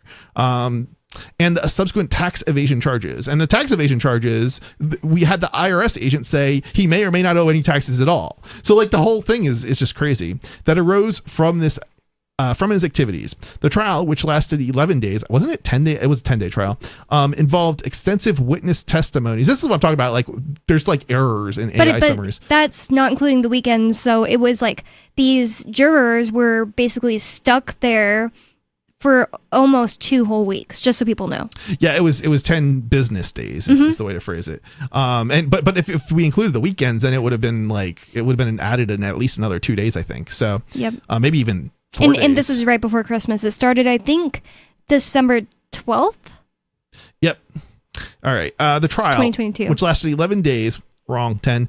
Involved extensive witness testimonies. Yeah, it definitely had a lot. It had 7 or 8 it had 7 or 8 victim, and I'm putting victim in quotes, testimonies. There were actually a lot of other witness testimonies for Ian. Honestly, like even the government's own witnesses, for a lot of them were even like basically positive in regards to like what Ian did. Yep, the IRS agent who went up there, she said that it's absolutely possible that Ian owed $0 and that they had never contacted him, and that they typically would contact someone when they believed that they owed taxes. But it's not, they don't have to do that. So okay, so we're basically going to not do that because we're obviously, this is a political persecution, not a prosecution. So, I mean, it's like, okay, well, because if that's what they usually do, then that's what they would have done. And why did you not do that then, right? Like, and if your explanation is, well, we don't have to, it's like, okay, you're not really telling us why you didn't do that. You're telling us that you don't have to do that, but not why. And obviously the reason is obvious. It had to do with politics. And now you have to kind of know the history of what's happened with Ian that isn't going to be introduced at trial because it's not allowed, in order to understand that aspect of it. But again, this is how these cases get manipulated. They're very manipulative because you only get half the story. And if you don't know the other half of the story, then it sounds like, oh, this person must be a really bad thing. But of course, bad person. But it's like, well, they never really got to defend themselves according to, they weren't able to tell the full story, right? And if you're not able to tell the full story, then it's being manipulated against you, basically. But people should know that it was like a mic drop whenever Sisty, Ian's lawyer, got the IRS testifying witness to say that it's very possible that he did not owe taxes, because one of the elements of that crime, tax evasion, is that he had to knowingly be evading taxes. Right. So they're just admitting that Ian may not be committing a crime at all. And they actually introduced evidence. Yeah, exactly. And they even introduced evidence during the trial that on the IRS's very own website that says the ministers of churches do not have to pay taxes unless they're like, they've got a side gig at McDonald's or something like that. And also unless they signed up for certain things that Ian did not sign up for. Right. And the church itself doesn't have to pay taxes. And who was doing the, selling the Bitcoin? It was the church. So, the whole thing is it's just absolutely disgusting, because it's like Ian did everything he was supposed to in regards to making sure the church was doing everything properly, and it didn't matter. It didn't matter because the manipulation by prosecutions and law enforcement, and unfortunately that's just how our system works. And just the manipulation of the jury by the prosecution, because that's their job. 603-283-6160 is the phone number. More Free Talk Live coming up. You can get in on the conversation, bring up whatever's on your mind. 603-283-6160. More Free Talk Live coming up. 8 great shopping tips. I'm Holland Cook with Inflation Hacks, and I am real impressed with all the ways to save that you are sending. Gabriella writes, I began buying fold-top sandwich bags to use with food items that don't need to be airtight. Even a sandwich at work won't spoil since you'll eat it within 3 or 4 hours. And fold-top bags are much less expensive than those Ziploc-type bags. And she whipped up a tasty ceviche using a can of sardines. Much easier to work with than fresh fish, shrimp, or crab meat, she says, and much less expensive. She writes, "Who would have thought it would be a hit with my picky son?" So then she tried canned salmon. You can read her entire post on my blog, where you can share how you are coping. Post your inflation hacks at andyoucanquoteme.com. Protection. Eleutheromania. The insatiable desire for freedom. Filibuster. Police state. It's the new 3-song heavy metal EP from Captain Kickass. Available now on your favorite music app or get it directly from CaptainKickass.com.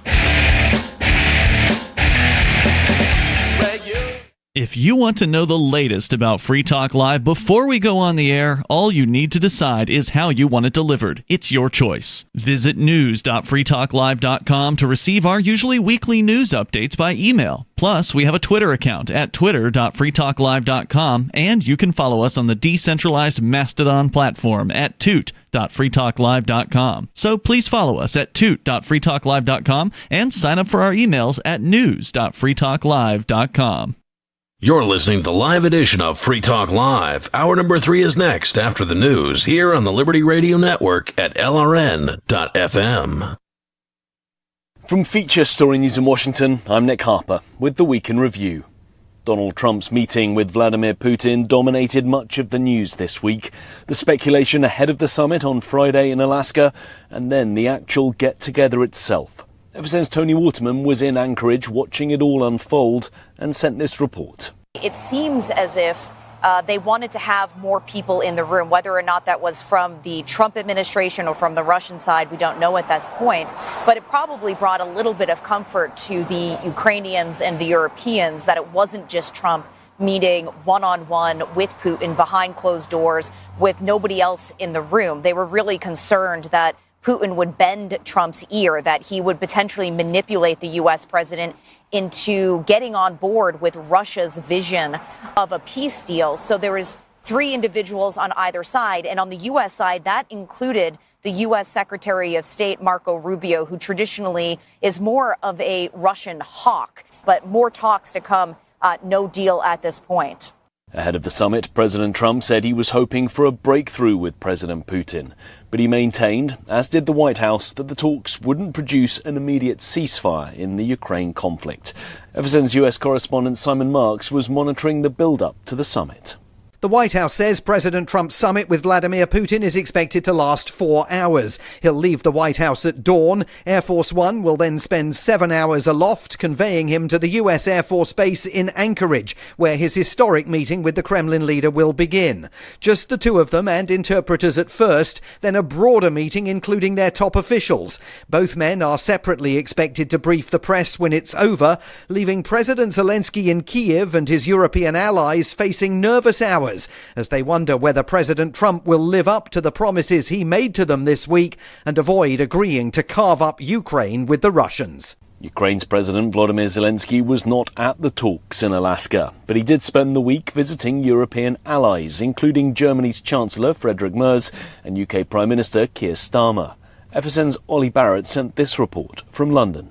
Ukraine's President Volodymyr Zelensky has held talks with the UK Prime Minister Keir Starmer at Downing Street ahead of the key summit between Presidents Donald Trump and Vladimir Putin of Russia in Alaska on Friday. Downing Street says that they agreed, the 2 men, that there has been a powerful sense of unity and a strong resolve to achieve a just and lasting peace in Ukraine. Volodymyr Zelensky says that they discussed in considerable detail the security guarantees that could make peace truly durable. They also had on the agenda drone production by Ukraine and its hope that it can secure extra financing for that from international allies.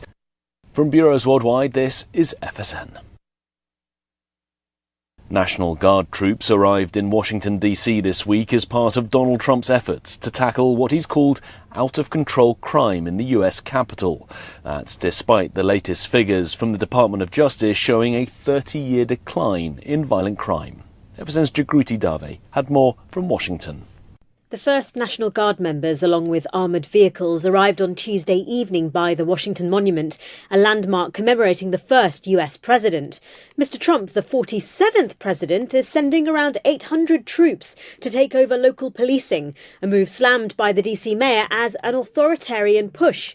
And it's not the first time he's done this. In June, he took policing in LA under federal control, following protests against the government's immigration policies. More than 100 international NGOs issued a statement on Thursday accusing Israel of blocking aid to Gaza by making it harder for humanitarian organisations to register. FSN's Blake Sifton sent this report from Tel Aviv. Humanitarian organizations, including Oxfam and Save the Children, are calling on Israel to end what they call the weaponization of aid to Gaza. They say NGOs are being prevented from delivering aid unless they comply with strict new Israeli regulations introduced in March that they believe are unlawful and motivated by politics.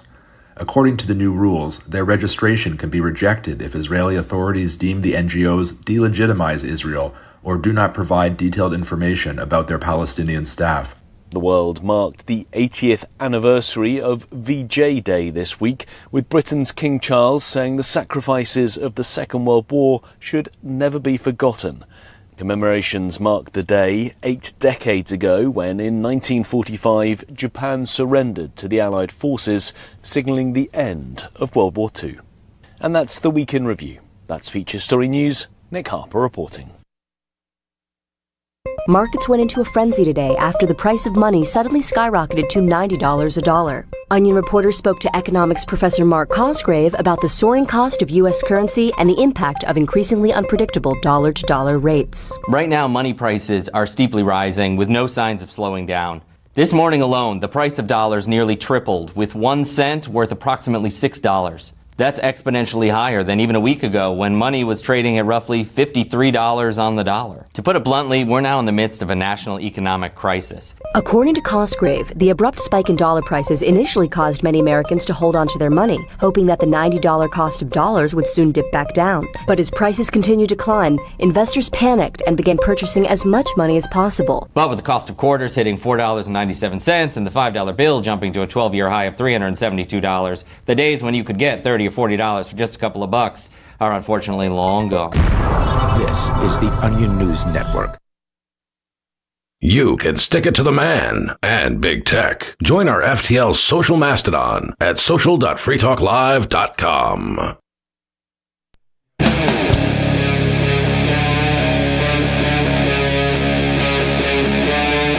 Free Talk Live.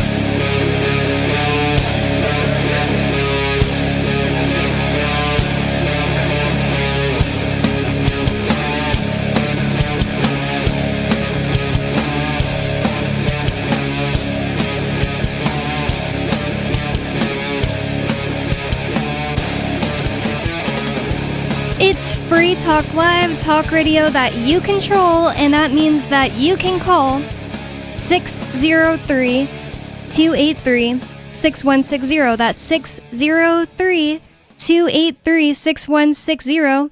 And Free Talk Live is brought to you by LibertyMinded.com. Official Free Talk Live gear like t-shirts and hoodies are available at LibertyMinded.com. You'll find a unique collection of cool and funny liberty-oriented clothing at LibertyMinded.com. That's LibertyMinded.com. And with you on Free Talk Live tonight, you've got me, Bonnie. And Mr. Penguin. And Riley.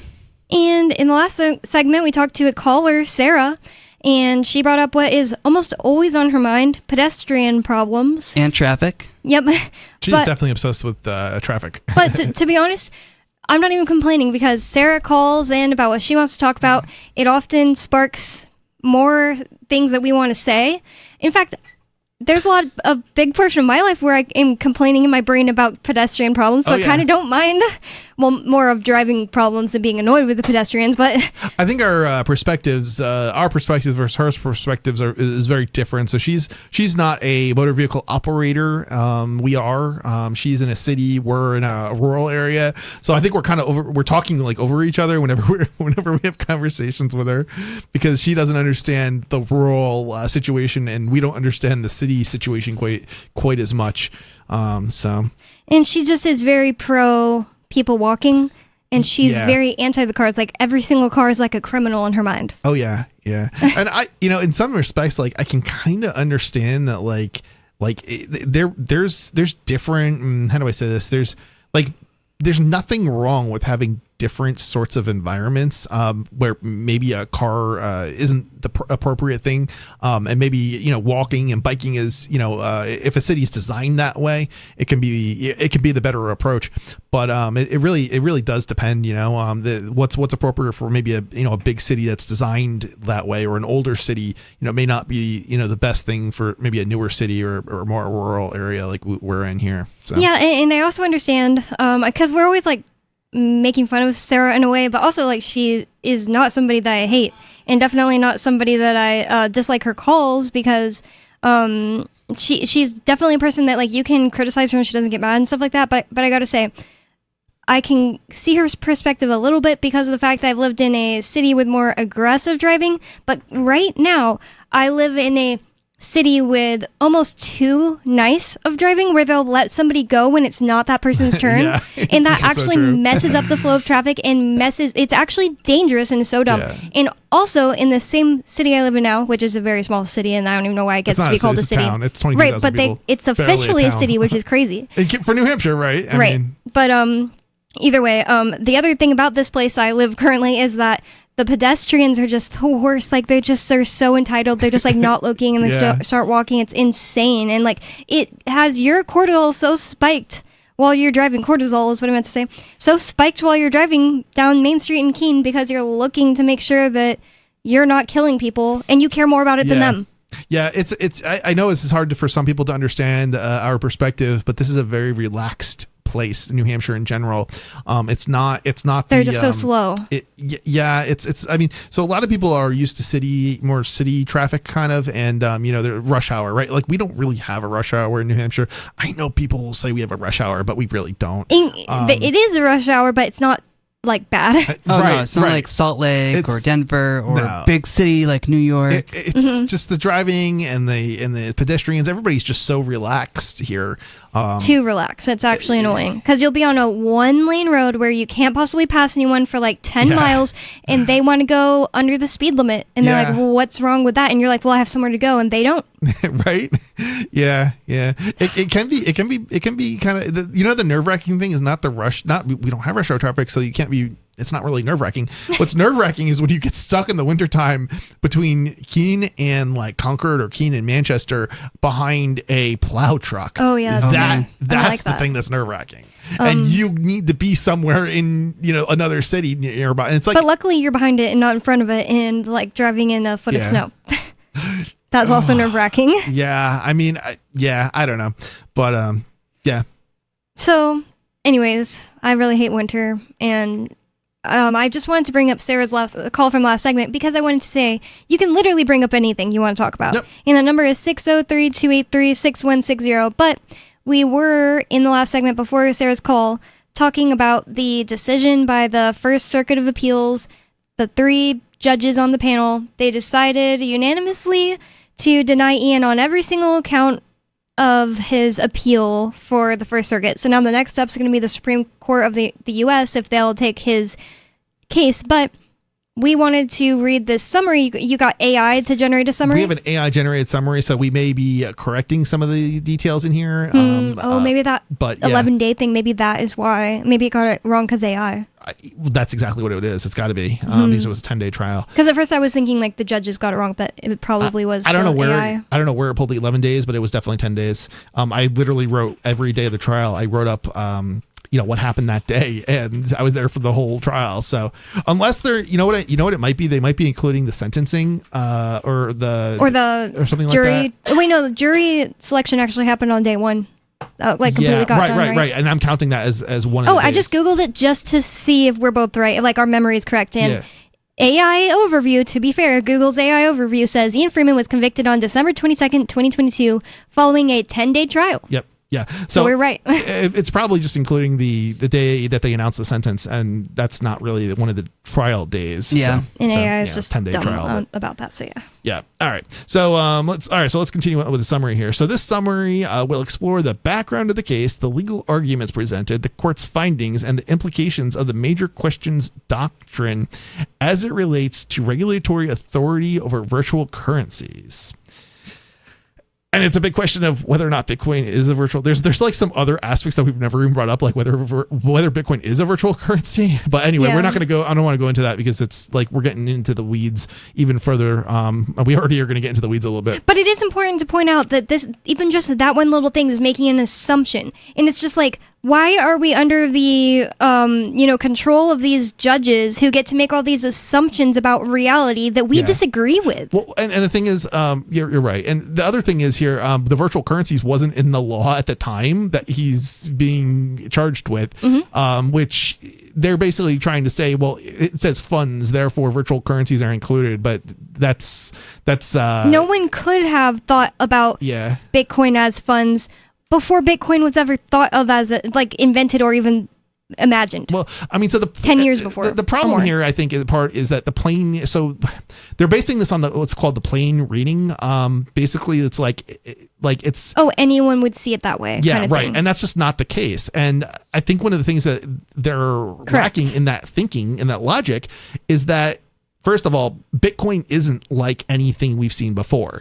And you didn't allow in the experts to explain why it's not like anything you would understand, before. And just the fact that we can conceptualize it being like anything else kind of throws that out the window, because you can easily make the case that Bitcoin is a commodity, that it's just like, a candy bar and not like a currency. Right. So if you look at the what was it, economists, I think would that be considered the experts on this? I think that's where the experts where the expertise would be on terms of what money is. And if you ask the experts, right, they're in there's a debate, there's an ongoing debate, and it's been ongoing. And but this judge that didn't even understand Bitcoin at all is an expert. Right. Well, yeah, he's the one making the decision. He's the one that gets to make the rules. Who's making the determination that Bitcoin constitutes funds or money in the context of the law based on the fair reading, or the plain. What is it? Plain reading? It is plain reading. Yeah. Plain reading. Yeah. And that's a legal concept, by the way, for those who don't understand it. But I think also one of the problems here is literally the game, right? Like if we had called Bitcoin something else, it wouldn't be, you could not possibly make the argument that it would fall under the plain reading. Are you saying because of the word coin? Yeah, it's only because the word coin is in. If it was called like BitBlock, right? If it that would have been totally fine. If it had been called something else, like computers, right? If we named Bitcoin computers, or just something random like XYZ, right? Like all of a sudden, like now you actually have to evaluate it, right, in order to determine whether or not it's funds. And the problem is their interpretation of funds is anything of value, basically, which means that it means everybody selling anything has to register under their logic, under their argument. And obviously that wasn't the intention of the law when the law was passed. It actually says assets of every kind. And that's the craziest part about it, that is considered funds. That is so not the way that humans normally would think about the word, Right. And I'm a computer dealer. I have a business. We sell computers and accessories. I'm literally under their interpretation. I have to register with FinCEN, which is crazy. Wow. Because the crazy thing is, even if I try to register with FinCEN won't let me register. So it's like I'm guilty based on the prosecution's interpretation of it and this plain reading doctrine. But like this is what I'm talking about. Like everybody is guilty of breaking the law, and it's used selectively on people for political gains and if political they want reasons. To go after you, then they will. Somebody in New Hampshire reported on Twitter that a cop in a full tactical gear outfit came and knocked on his door to harass him about not getting a dog permit. Oh. Seriously? Yep. Wow. I'm not sure which town yet. They didn't tell me. So we're now using violence to go after people because they forgot to get their dog permit. Forgot. I'm purposely not getting in. I hope they come to my door. I will love to fight that. Yeah. You should. Yeah. Absolutely. Well, we actually have had cases here already in regards to that. So that we have, some of us have fought anyway. Obviously not us personally here in the studio, but I know Andrew Gordon has taken a dog permit thing to trial before. Yeah, that was actually that was an interesting case. She lost, but it's actually interesting because unfortunately what she needed to do is she needed to object, and she failed to object. That happened in another case. I don't want to say what too. Yeah, but in her case, that she didn't object to the hearsay testimony that was introduced by the officer about what the vet that she took it to in Vermont said to him, and that's hearsay. Oh, wow. Interesting. And she failed to object, so like she lost. But if she had objected, like that wouldn't have been allowed into he wouldn't have been allowed to testify on that, and then there wouldn't have been any evidence to convict, basically. Now that there is a free stater lawyer, I feel actually a lot more we have fine with multiple free stater lawyers. Well, since I've moved here, there hasn't been. Since I moved here, there was only Seth Hipple, and he was absolutely like never somebody I would hire. And then he came out and did this interview with Dave Ridley. But I do want to answer the call, but I just got to say, like, now I feel a lot more comfortable. Like, if I have to take this dog thing to trial, maybe I can hire the free state lawyer. And then I won't have to worry myself so much, like, oh, I got to memorize all the objections. I'll still want to, but it's kind of fun for me. Actually, there's a couple of people, I think now that we have a couple of Well, you should tell me. You should definitely tell me on the break, and I want to hear about it, but I want to go to this caller. I'm not sure who's online because I didn't pull it up. Unscreened caller, you're on Free Talk Live. What's on your mind? Yeah, hi. Hello. I was talking to Stu last Sunday, and the subject of the moon landing came up. Mm-hmm. And he said he didn't believe they landed on the moon. And I said, well, I can prove that. He says, show me proof. So I made a web page with the nice GPT response. Tell us the web page. Conspiracy of the moon landing. What's the web page? Web page is rbse.us/moon. Okay. Yeah, it can be hard to tell what's true and what's not true. I definitely am a believer that the United States sent people to the moon. I like that you use the word believer. Yeah. I'm not. That is kind of interesting. I'm not like this is the thing. Like, people are like they don't believe it, and then there's other people who do, and it's like, you really don't have like any firsthand information either way. So it's like, how do you believe or not believe, that happened? We're just kind of basically, making assumptions based off like more often than not, questionable evidence in one direction or the other. Because obviously you can fake it. And on the other hand, it's like, well, it doesn't mean it is faked. So.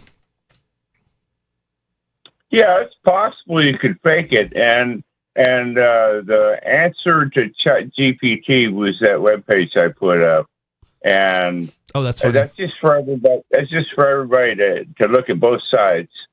It explains both sides, and I myself believe that they did because I witnessed it myself on TV, live TV.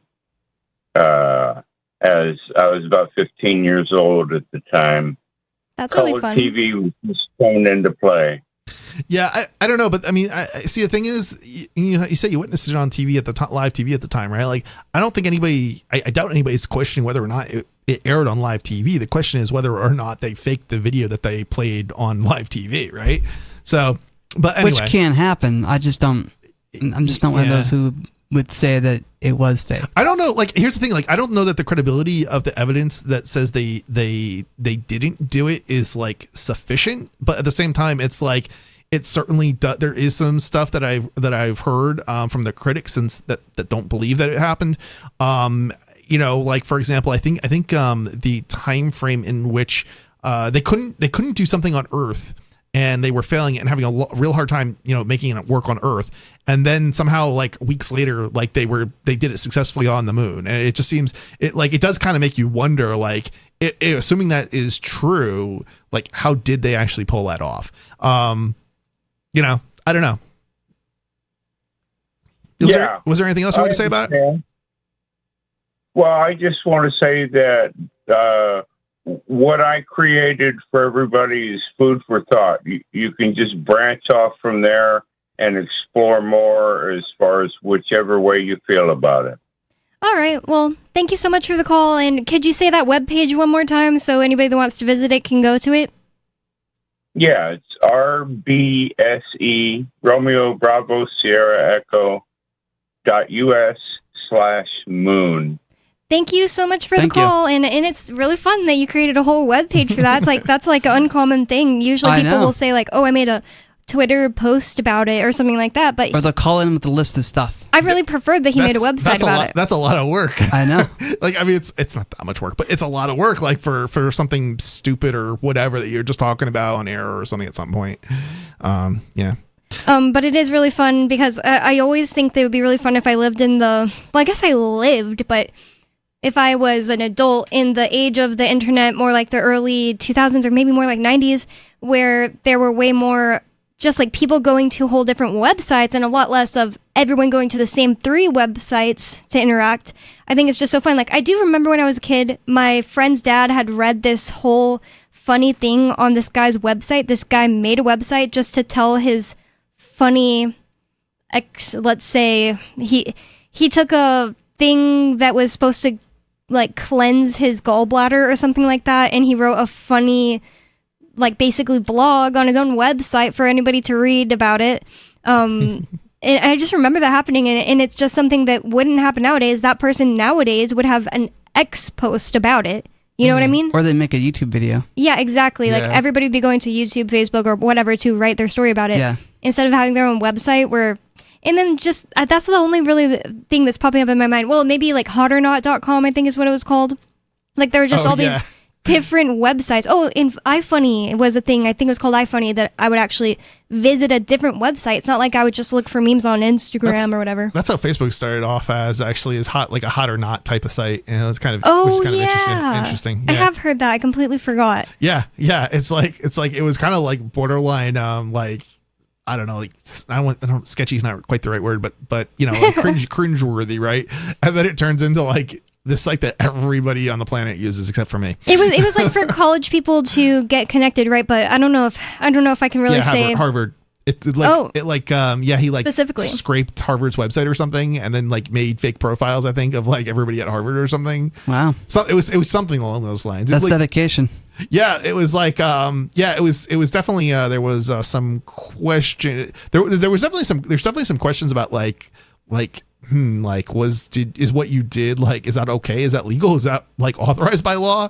And it may or may not be. And some of these questions, I think we're still waiting on kind of legal decisions in regards to. But anyway, as far as the moon landing, I honestly don't have a really strong belief either way. But honestly, considering it takes such a high level of knowledge of like math and other sciences, natural sciences, I can't really claim to know. And I could also, and I'm saying me personally, like I think one could, like maybe Stu has spent time researching this. He doesn't have to be a mathematician. It's not an appeal to like authority, but I'm just saying I personally, I could have a belief one way or another, but I really can't know. But I honestly I'm more on the side that we didn't, because of the fact that I don't trust things that the government tells us, and the fact that things were just so low tech back then, like that I just can't imagine us pulling off such a feat. Yeah.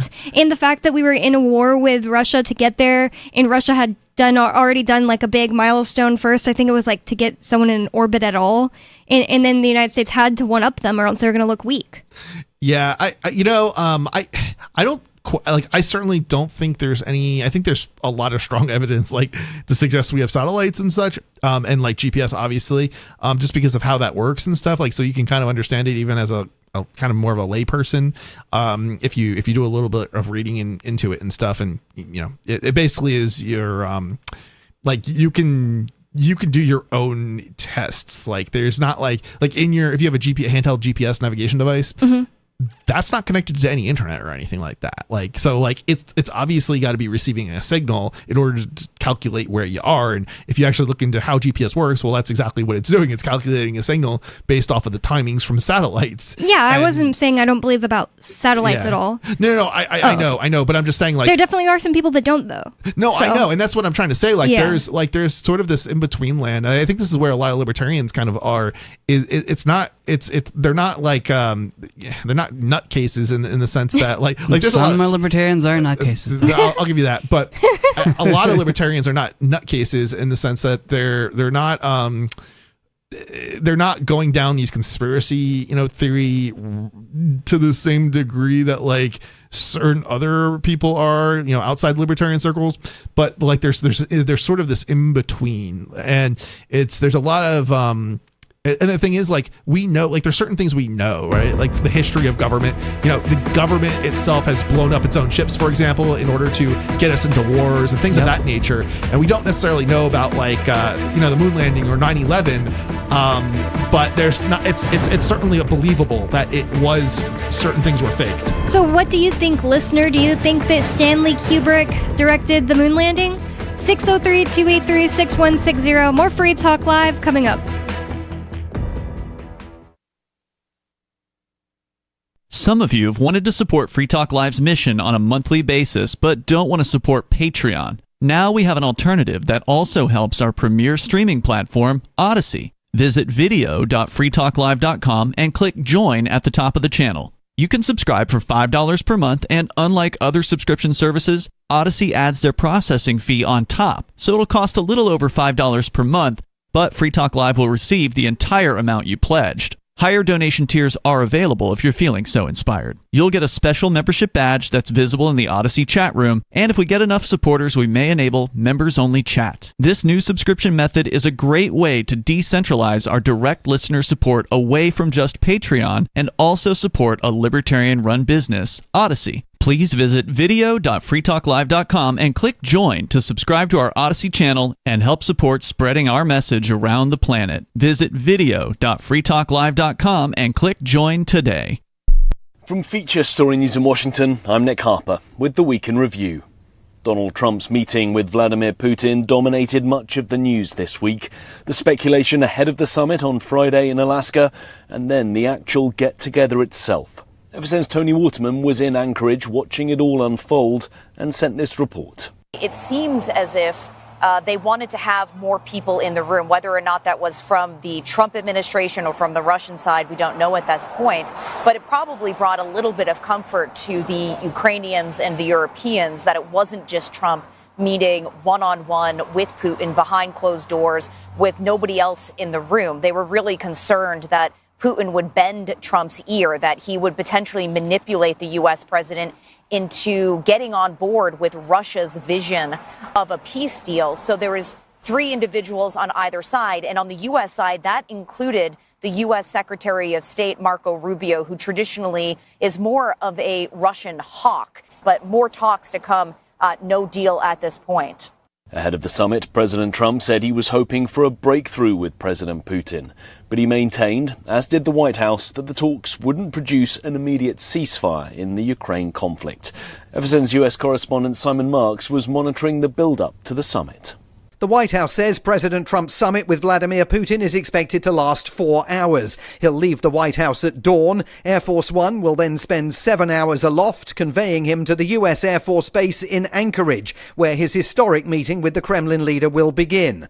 Just the 2 of them and interpreters at first, then a broader meeting including their top officials. Both men are separately expected to brief the press when it's over, leaving President Zelensky in Kyiv and his European allies facing nervous hours as they wonder whether President Trump will live up to the promises he made to them this week and avoid agreeing to carve up Ukraine with the Russians. Ukraine's President Volodymyr Zelensky was not at the talks in Alaska, but he did spend the week visiting European allies, including Germany's Chancellor Friedrich Merz and UK Prime Minister Keir Starmer.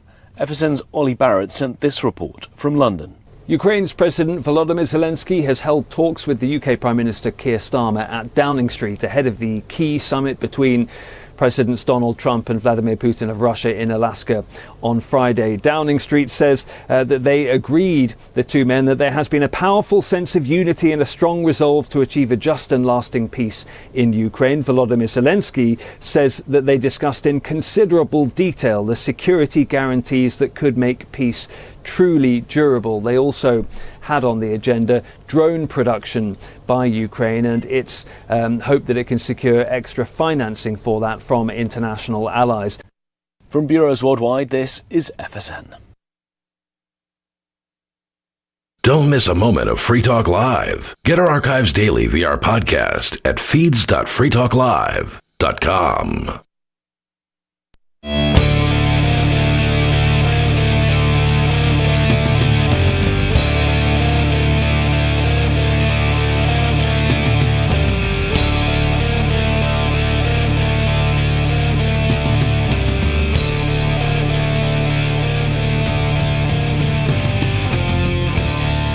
It's Free Talk Live, talk radio that you control. 603-283-6160 is the phone number. That's 603-283-6160. You can call in with whatever's on your mind. We've already had a call about the moon landing tonight, and that is so fun to me. If you've ever seen a UFO, you can call in too. Well, maybe, okay, you can call in anytime you want, any show you want. But I'm sure Chris is like, oh, why is Bonnie saying that? Because he wants to get through this. With you on the show tonight, you've got me, Bonnie. And Mr. Penguin. And Riley. I dead named you, sorry. Or not dead named, I guess that's not the right term. It's not a secret. I'm Chris, is my real name. Well, so you've got me, Mr. Penguin, and Riley on the show tonight. And the number you can call is 603-283-6160 to get into the conversation with us. And we're going to get to the phones in just a minute, but I did want to get into a little bit further on this. Ian Freeman, my husband and the founder of this show, is in prison for 8 years right now for selling Bitcoin, ostensibly. Yes, that's the word. Yeah. So let's read the appeal judge's answer as to why they're not going to let him out. Okay, we're going to skip to the sentencing and appeal. All right. Following his conviction, Freeman was sentenced to 96 months in prison, a sentence that was significantly lower than the recommended range of 210 to 262 months, according to the United States sentencing guidelines. Yeah, it was less than half the minimum sentence, so it absolutely crazy. Like, I mean, obviously the judge didn't think this was the case that the prosecution was making it out to be. Remember that 420 years, was it, originally that they were trying to get? Well, that was not what they were trying to get. That was before all of the things they dropped pre-trial. And then once they dropped everything pre-trial, and then once the judge got rid of that one charge, he was facing like the maximum they could have asked for was like 29 years, and they were asking for it. Sure. I don't think they ever intended to actually bring the 23 charges, but the point is they did charge him at one point with 23 charges, which would have been a max of 420 something years. Oh, yeah. So, but also like what they were asking the judge for at sentencing was like 29 years. I believe it was 29, or if not 25.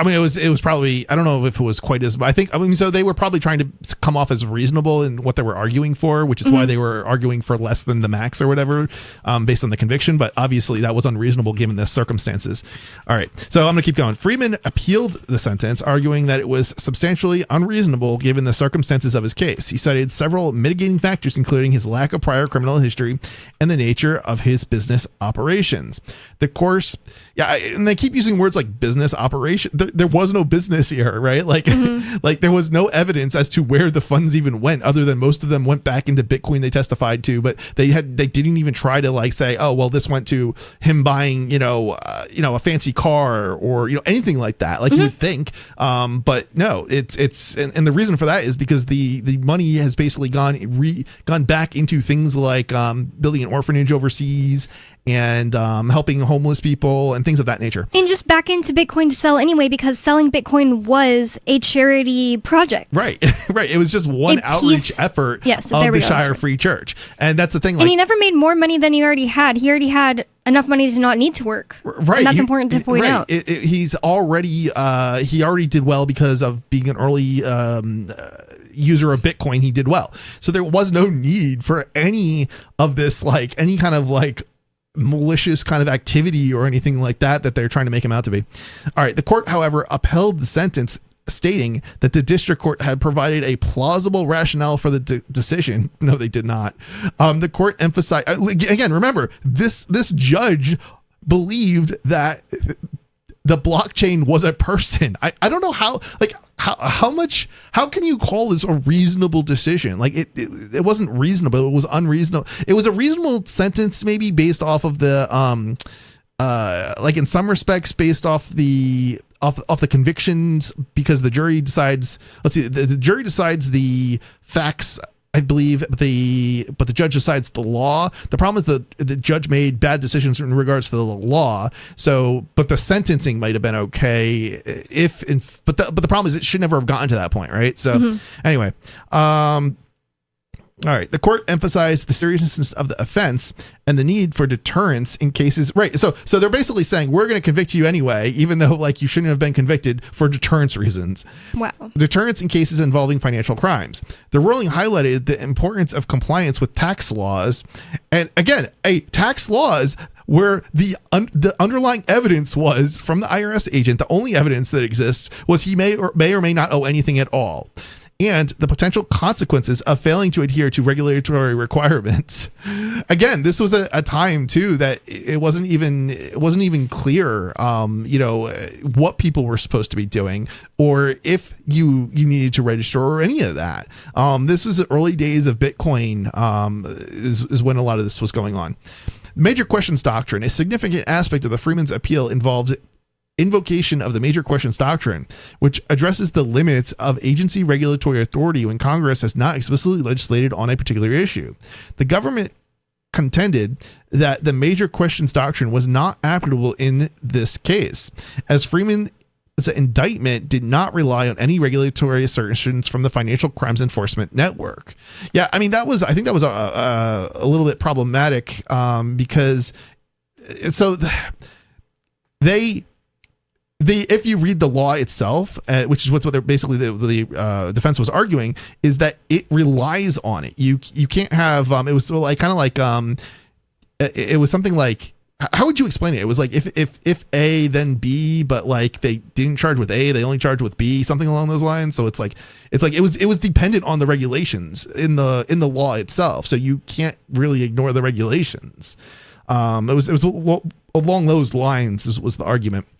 So they're just kind of ignoring like the whole argument that the defense made, it sounds like. The court acknowledged the complexity of Freeman's argument, but ultimately found the defendant's actions did not contravene congressional intent.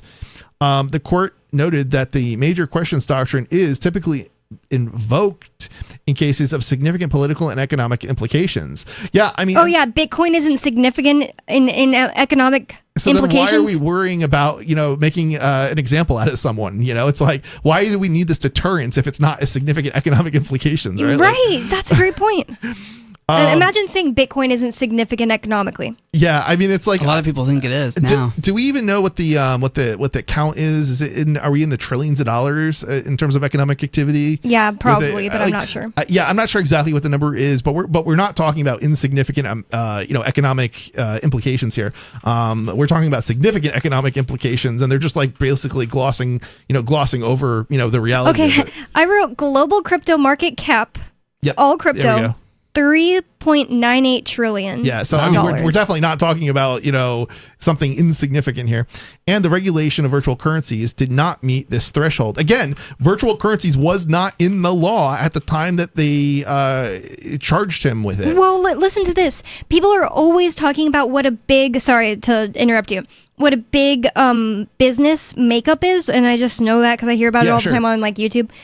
Total market cap for the 26 largest cosmetics and beauty companies, which like cosmetics, that could be more than just makeup.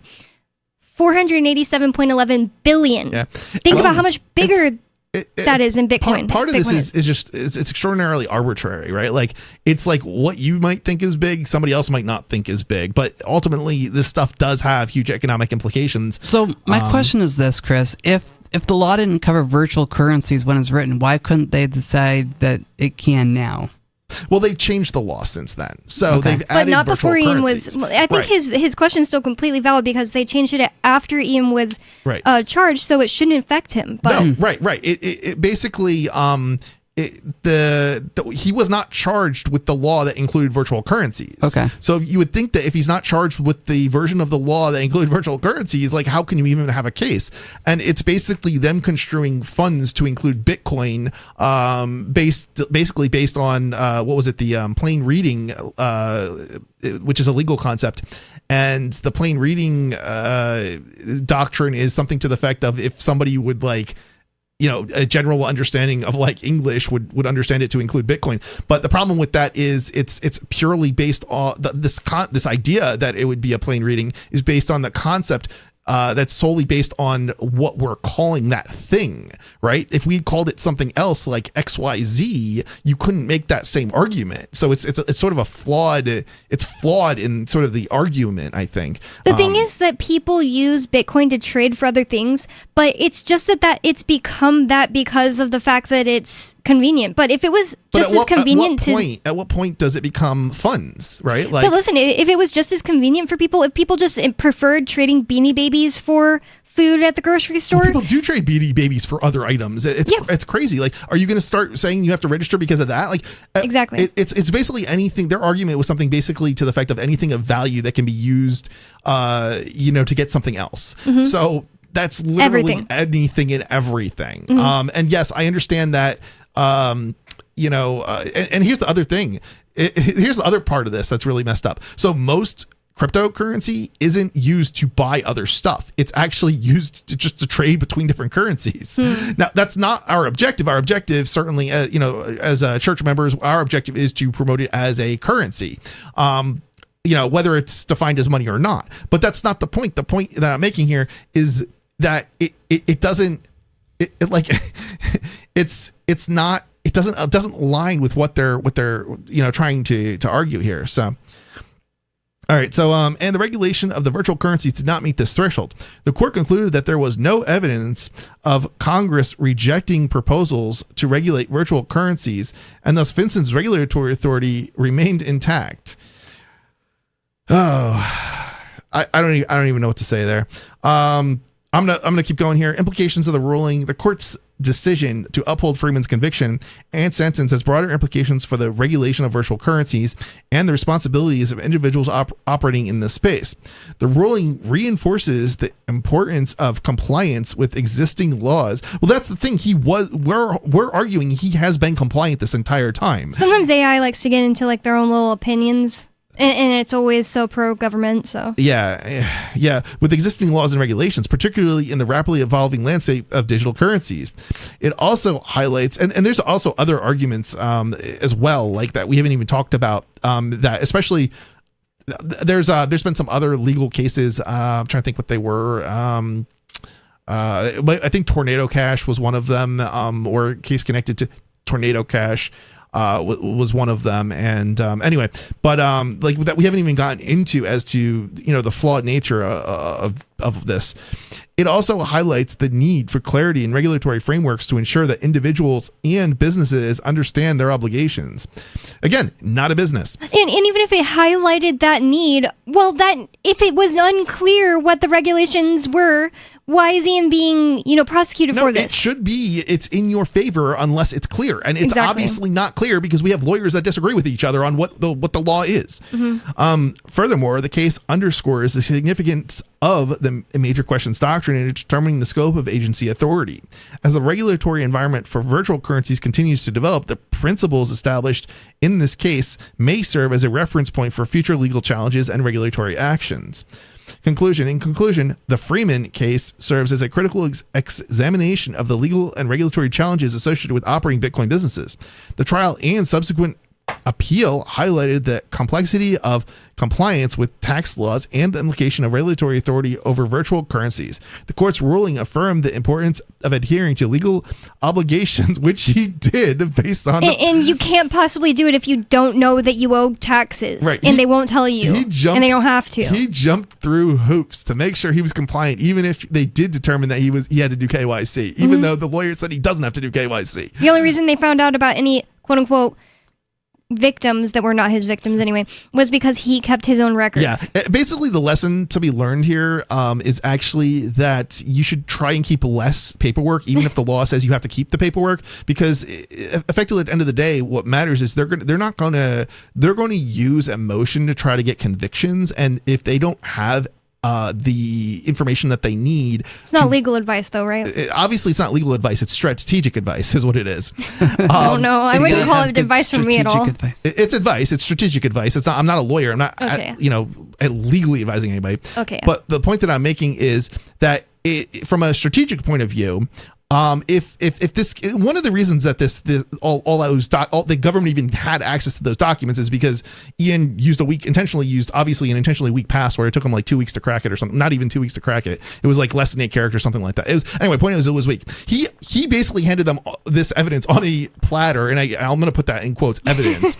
But if he was actually not complying with the law, he would have been, it would have been in his interest not to hold on to that information that he held on to, right? So that in and of itself just goes to evidence the fact that he was trying to be compliant with the law. And the fact that he was just talking on Free Talk Live openly, anywhere he was talking about how he was selling cryptocurrency for the church's mission. He was not hiding. No, he wasn't. It was in the newspaper and everything, right? Now, he may argue against the law, but that's not a crime. That's free speech. And so basically the government's coming in here and saying, you don't have free speech. And governments frequently and prosecutors frequently do this.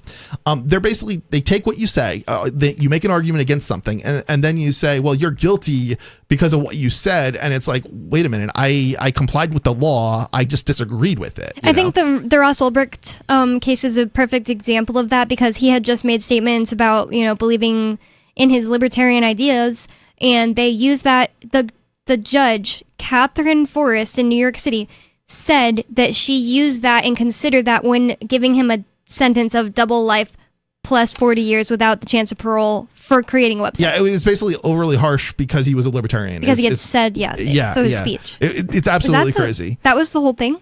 Almost. Okay. No. I skipped over a bunch of it because time wise. But there's a little bit more. As the landscape of digital currencies continues to evolve, the principles established in this case will likely influence future legal interpretations and regulatory frameworks. Gross. Let's see. Yeah, the trial evidence presented. Let me cover the trial evidence presented too here. And let's see. Yeah, this probably is also interesting here because it looks like we still have a little bit of time left. Yep. During the trial, the prosecution presented a comprehensive case against Freeman, highlighting his failure to register. He didn't register, but he didn't fail to register as a money transmitter. He wasn't a money transmitter. At no point did he take money from one person and send it to another. So part of one of the elements of the law is that to be a money transmitter, you have to basically take somebody's money and then move it from one physical location to another physical location, or from one person to another. And that's at no point what the Shire Free Church did when they sold somebody Bitcoin. They basically got the ID of the person who was buying the Bitcoin, and then they were presented with a Bitcoin address, and the church would send the Bitcoin once the money was received. So it wasn't like a Walmart or a Western Union in where they're moving money around from one person to another, and there was some sort of an opportunity for shenanigans, right? This would be like me selling somebody a computer or any other type of item, right? It's not transmission. And one of their arguments in a sort of tornado cash case, which was ridiculous, was that it's transmission, but they're taking the word transmit based on like this absurd interpretation, overly broad interpretation of heat. They're arguing that a pan heat can be transmitted like from one thing to another, like a hot pan.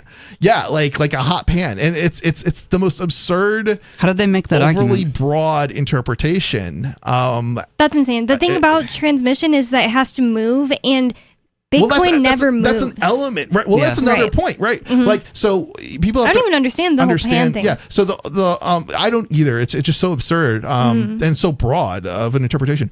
But like, that's the thing. Bitcoin doesn't move. Okay. So what happens is you sign something, okay, and then it goes on a blockchain. That blockchain is sort of like what is a blockchain like? A ledger. A ledger. Yeah, it's sort of like a ledger. It's only recording what has already happened. A bulletin board, basically. It's what's been agreed to, right? That basically, whenever you send something to a thing. I know we use the word send, but it's not easy correct. English language. Right. Yeah, it's just an analogy. The bulletin board basically erases the address. What the Bitcoin it doesn't was do at. that because it's immutable. Or not erases, it doesn't but even do that. It makes that's a crazy new. thing. Okay, that's a good point. It makes a new entry that says, "Hey, actually, Right. now this particular Bitcoin is at this particular right. address." Nothing actually ever moves. Nothing moves. It's absolutely crazy. And it's not like this judge was ever going to understand this, or any of these three old people judges. Right, and this is also part of the problem. So like They so oversimplify these cases, and they don't actually present any evidence to actually for anybody to reasonably come to a conclusion. But the jury doesn't understand it anyway, so it's like they get away with it, and it just it's so sickening. All right, let me continue. As a money transmitter and his lack of compliance with tax laws, the evidence included financial records, witness testimonies, and expert opinions.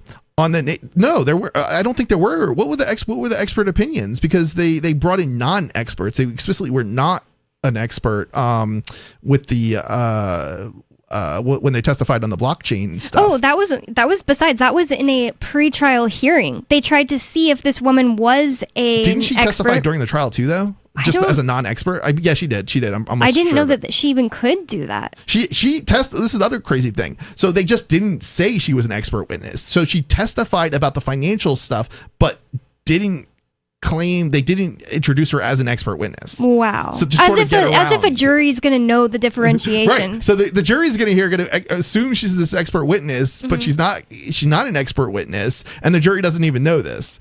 Kind of forgot about that. Honestly, yeah. It's horrible. Right. It really is. On the nature of Bitcoin transactions. The prosecution argued that Freeman's actions were not only illegal, but also indicative of a broader disregard for regulatory compliance. This is the most absurd thing ever. He literally did KYC when he didn't have to. He literally he had a long list of questions that kept getting longer and longer over the 5 years of this investigation. They went and got legal advice from lawyers. There was, I think did they introduce the paperwork in regards to, I think they did. They didn't introduce the lawyer himself that advised Ian and they the church. didn't show him as Seth Hibbley was but there. They did introduce a letter from the legal letter from the lawyer in regards to saying that this is how you need to operate, basically. Yeah, saying that he didn't need to get the license. Yeah, so I mean, this is the crazy part. So where yeah, they Ian say went out of his way. Disregard for regulatory. No, he didn't disregard regulatory. He literally jumped through every hoop that he possibly could to make sure he was regulatorily compliant. Yep. And the lawyers literally said you do not have to comply with the regulatory compliance. But despite that, he still did the KYC that he didn't have to do. So you can't make this argument, not rationally, that he disregarded the regulatory stuff. He did the regulatory stuff that he didn't even have to do, according to the lawyers. Freeman's defense focused on the argument that he was unaware of the legal requirements surrounding his business. No. That's not what he argued at all. I don't remember anything like that. So this is I don't know if that this is would be the like prosecution. admitting that you now agree that you were required, but you didn't know at the time. Right. And he never did that. So I don't know if this is coming from a summary of the judge's opinion, or if this is like just maybe fabricated. AI stepping in. Yeah, I don't know, but this is definitely not what the case was. He claimed that the regulatory landscape for virtual currencies was unclear. He might have made some part of that. He may have said that, and that's not an untrue statement, though. Was unclear, and that had not received adequate guidance from authorities. Yeah, he did sort of argue some of this, I guess. So maybe part of it is maybe partially right, but the defense also that wasn't the main arguments though. The defense also presented mitigating factors, including Freeman's minimal criminal history and the absence of direct victims in his case. Yeah, there were no victims of his. There were victims of third parties, but the bank is more liable in this case than he was. He is like a third party of a third party of a third party, right? Because in order for the only party that actually moved any money around were the banks on behalf of the victims. That's a good point, right? And so they did have to register as a money transmitter. Well, they don't have to register as a money transmitter because they're a bank, but they're regulated under a different set of authority. But anyway, it's equivalent to a money transmitter had it been not a bank. All right, so yeah. Well, I think we're out of time for this for tonight, but I think we got through a lot of it, and I'm really happy we got to talk about it because people were asking a lot of questions about, I heard Ian's appeal failed, what happened, and all of that. So thanks so much, Chris, for getting this summary out. Yeah, thank you, Chris. So it's been Free Talk Live. For more, you can go to freetalklive.com. We'll also be live again tomorrow. And happy birthday, Madonna. This hour of Free Talk Live is brought to you by Dash Digital Cash. Dash is the